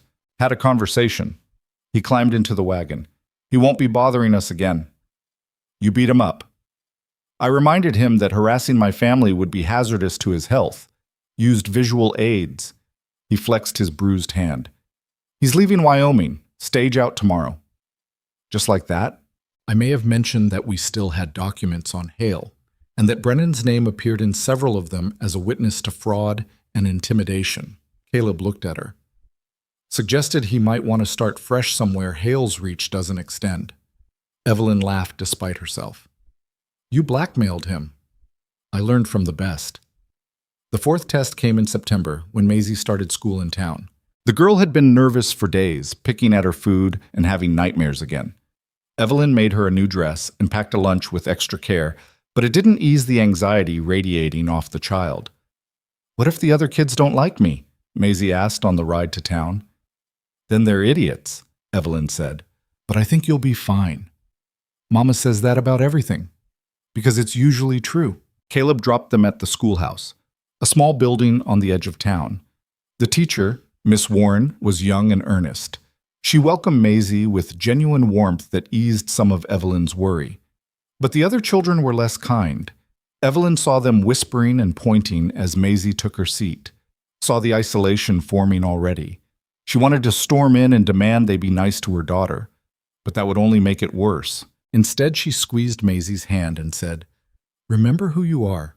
You're the girl who survived losing her mother, who stood up to grown men trying to scare her. These kids haven't lived through half of what you have. Don't let them make you feel small. Maisie nodded, straightening her spine. Then she walked into the classroom with her head high. That afternoon, when they picked her up, she climbed into the wagon, chattering about arithmetic and a girl named Lucy who'd shared her lunch. The crisis had passed, or so they thought. 2 weeks later, Maisie came home with a black eye. Evelyn saw red. Who did this? Tommy Crowley. He said you're a fraud and Papa's a coward and... The girl's voice broke. He said mean things about you, Mama. I hit him. Good, Caleb said before Evelyn could respond. He deserved it. Caleb, what? She defended her family. I'm proud of her. Evelyn looked at Maisie's defiant, tearful face and felt her anger shift targets, not at the child who'd hit back, but at the adults who'd taught their children to be cruel. Did you get in trouble? She asked. Miss Warren sent me home early, said fighting isn't allowed. It's not, Evelyn agreed. But sometimes standing up for yourself is more important than following rules. She cupped Maisie's face gently. Next time, use your words first. Hit second. Mama said good. Papa said I'm proud. Now you're saying use words first? Maisie looked confused. Welcome to having parents who don't always agree, Caleb said. But we both love you. That's what matters. Evelyn went to the school the next day and had a quiet conversation with Miss Warren. Then an even quieter conversation with Edith Crowley about her grandson's behavior. By the end of it, Tommy had apologized to Maisie, and Edith looked like she'd swallowed glass. Small victories. The fifth test came in October when the drought finally broke. It started as a distant rumble. Then clouds rolled in, thick and dark and heavy with promise. The first drops fell like blessing, and by evening it was a full storm. Evelyn stood on the porch watching water pour from the sky, tears streaming down her face. Caleb joined her, pulling her close. 3 years, he said. 3 years of watching everything die. And now it rains. She laughed, the sound half-sob. Of course it waited until after we'd fought for every inch. Nothing comes easy for us, does it? Not so far. But the rain kept falling. For 3 days it came down, soaking into parched earth and filling the creek until it ran swift and clear. The grass turned green almost overnight. The cattle drank deep and stopped looking skeletal. By the time the sun came out again, the whole valley had transformed. And with it, their prospects. Dutch Keller rode out to check on them and ended up staying for dinner. He brought news that Hale had sold his ranch and left Wyoming entirely, taking his wife and what remained of his fortune to California. Good riddance, Tom muttered. But Evelyn felt a strange pang.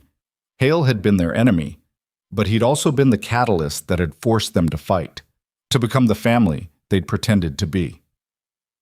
The sixth and final test came in November, on the day Evelyn realized she was pregnant. She'd suspected for weeks, but hadn't wanted to believe it. Hadn't wanted to add another vulnerability to their already precarious situation. But when her monthly cycle didn't come for the third time and morning sickness hit hard, denial became impossible. She told Caleb that evening after Maisie was asleep. He went very still. You're sure? Yes. How far along? 2, maybe 3 months? He was quiet for so long she started to panic. Then he pulled her into his arms and buried his face in her hair. "I thought I'd never have this again," he said, his voice rough. "After Sarah died, I thought I couldn't imagine." "Are you happy about it?" Evelyn asked. "Or terrified?" "Both. Mostly terrified." He pulled back to look at her. "Are you?" "Same. I never thought I'd be a mother, never planned for it. And now," she put her hand on her still flat stomach, "now there's going to be a person, a whole person who didn't ask to be born into our chaos. Might not be chaos forever. We're doing better. The ranch is stable, creek's full, cattle are healthy." He covered her hand with his. "We might actually make it work." Might. That's all anyone gets. Might and hope and stubbornness. She laughed despite her fear.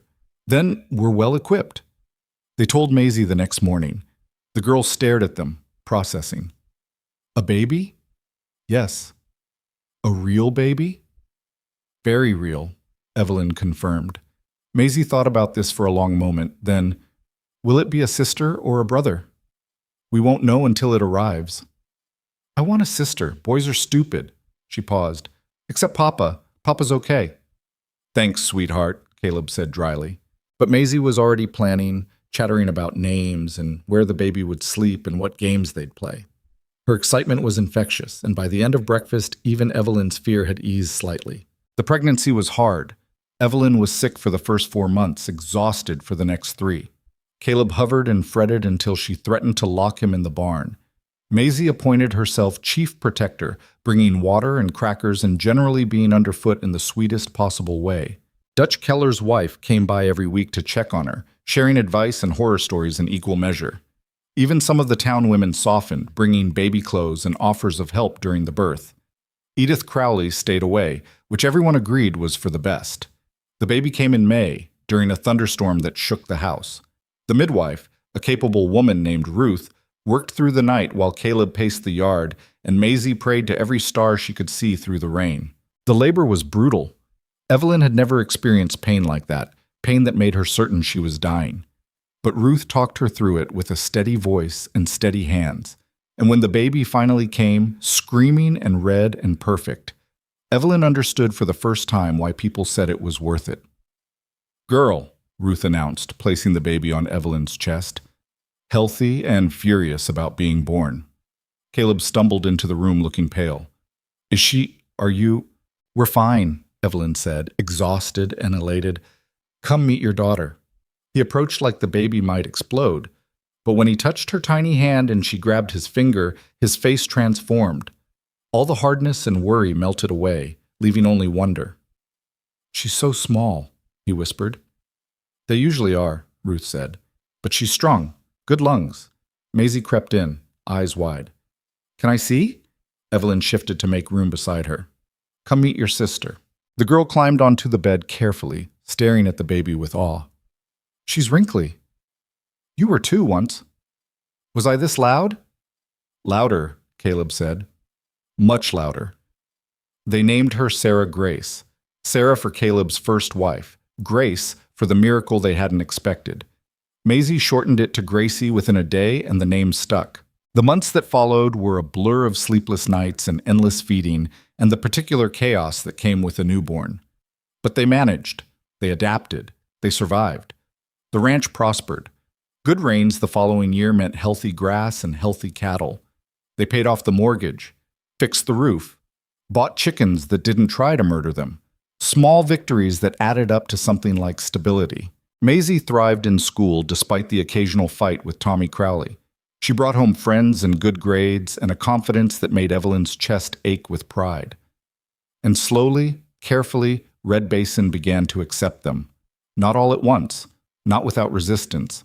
But the people who mattered, Dutch Keller and Jacob Marsh and Miss Warren and the other small ranchers who'd stood up after the riders proved it was possible, those people became friends, allies, community.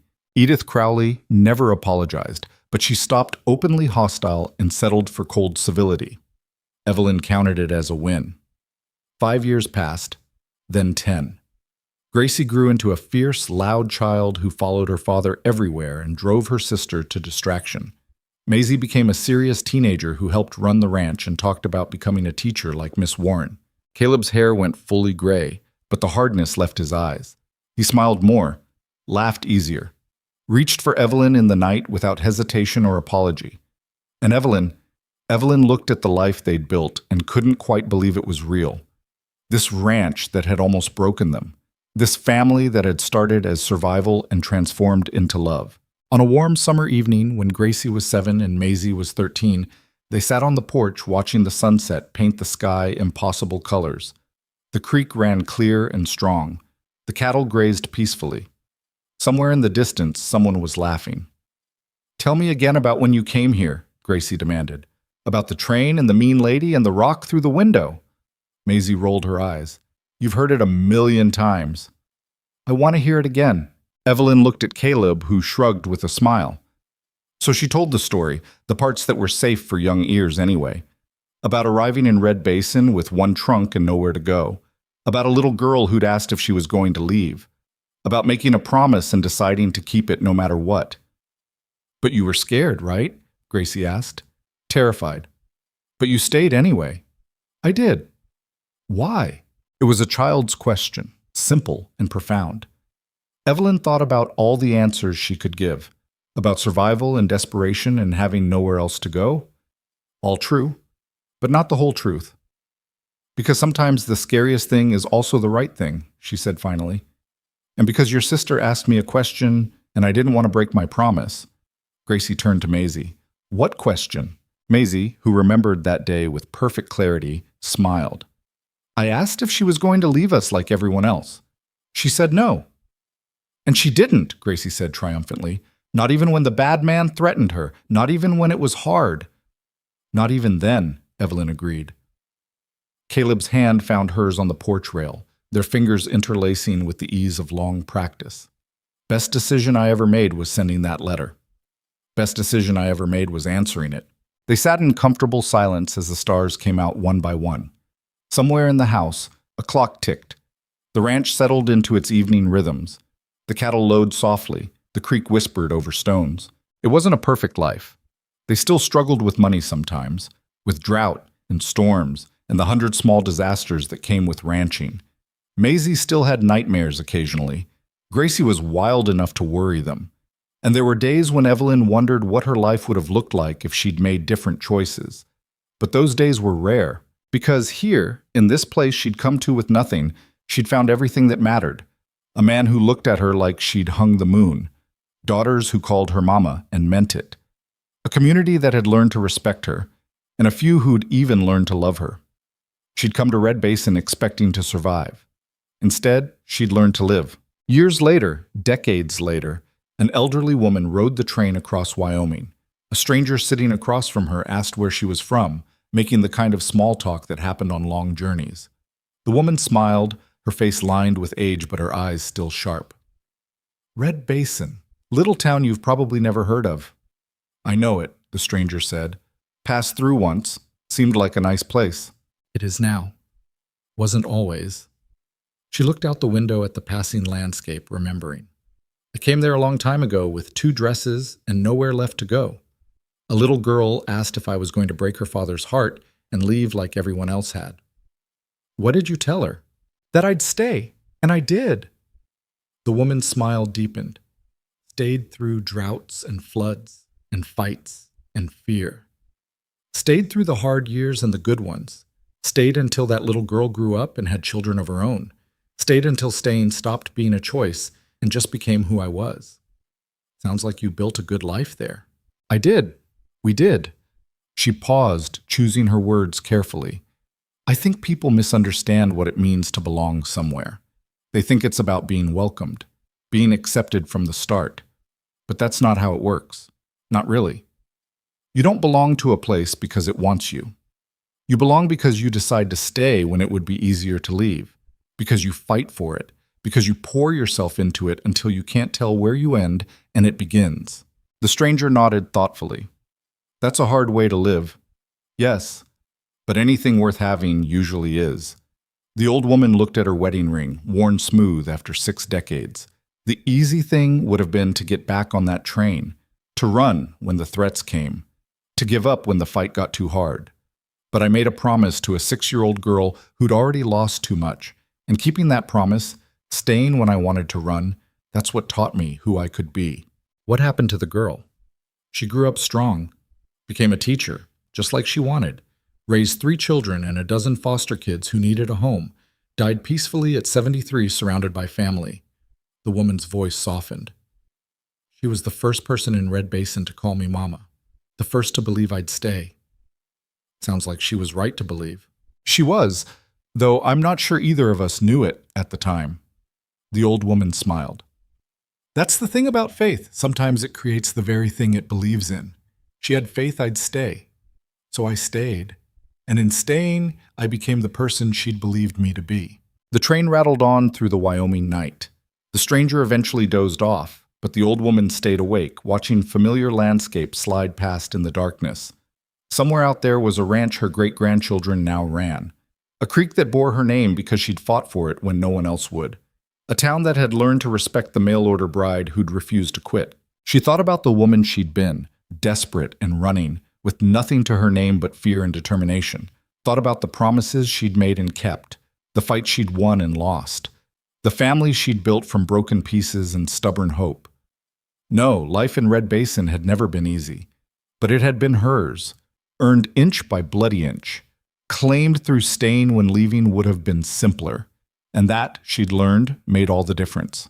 Not the arrival, not the welcome, but the staying, the choosing, again and again to remain when the world gave you every reason to run. That was what transformed a desperate stranger into a woman who belonged. That was what turned survival into a life worth living.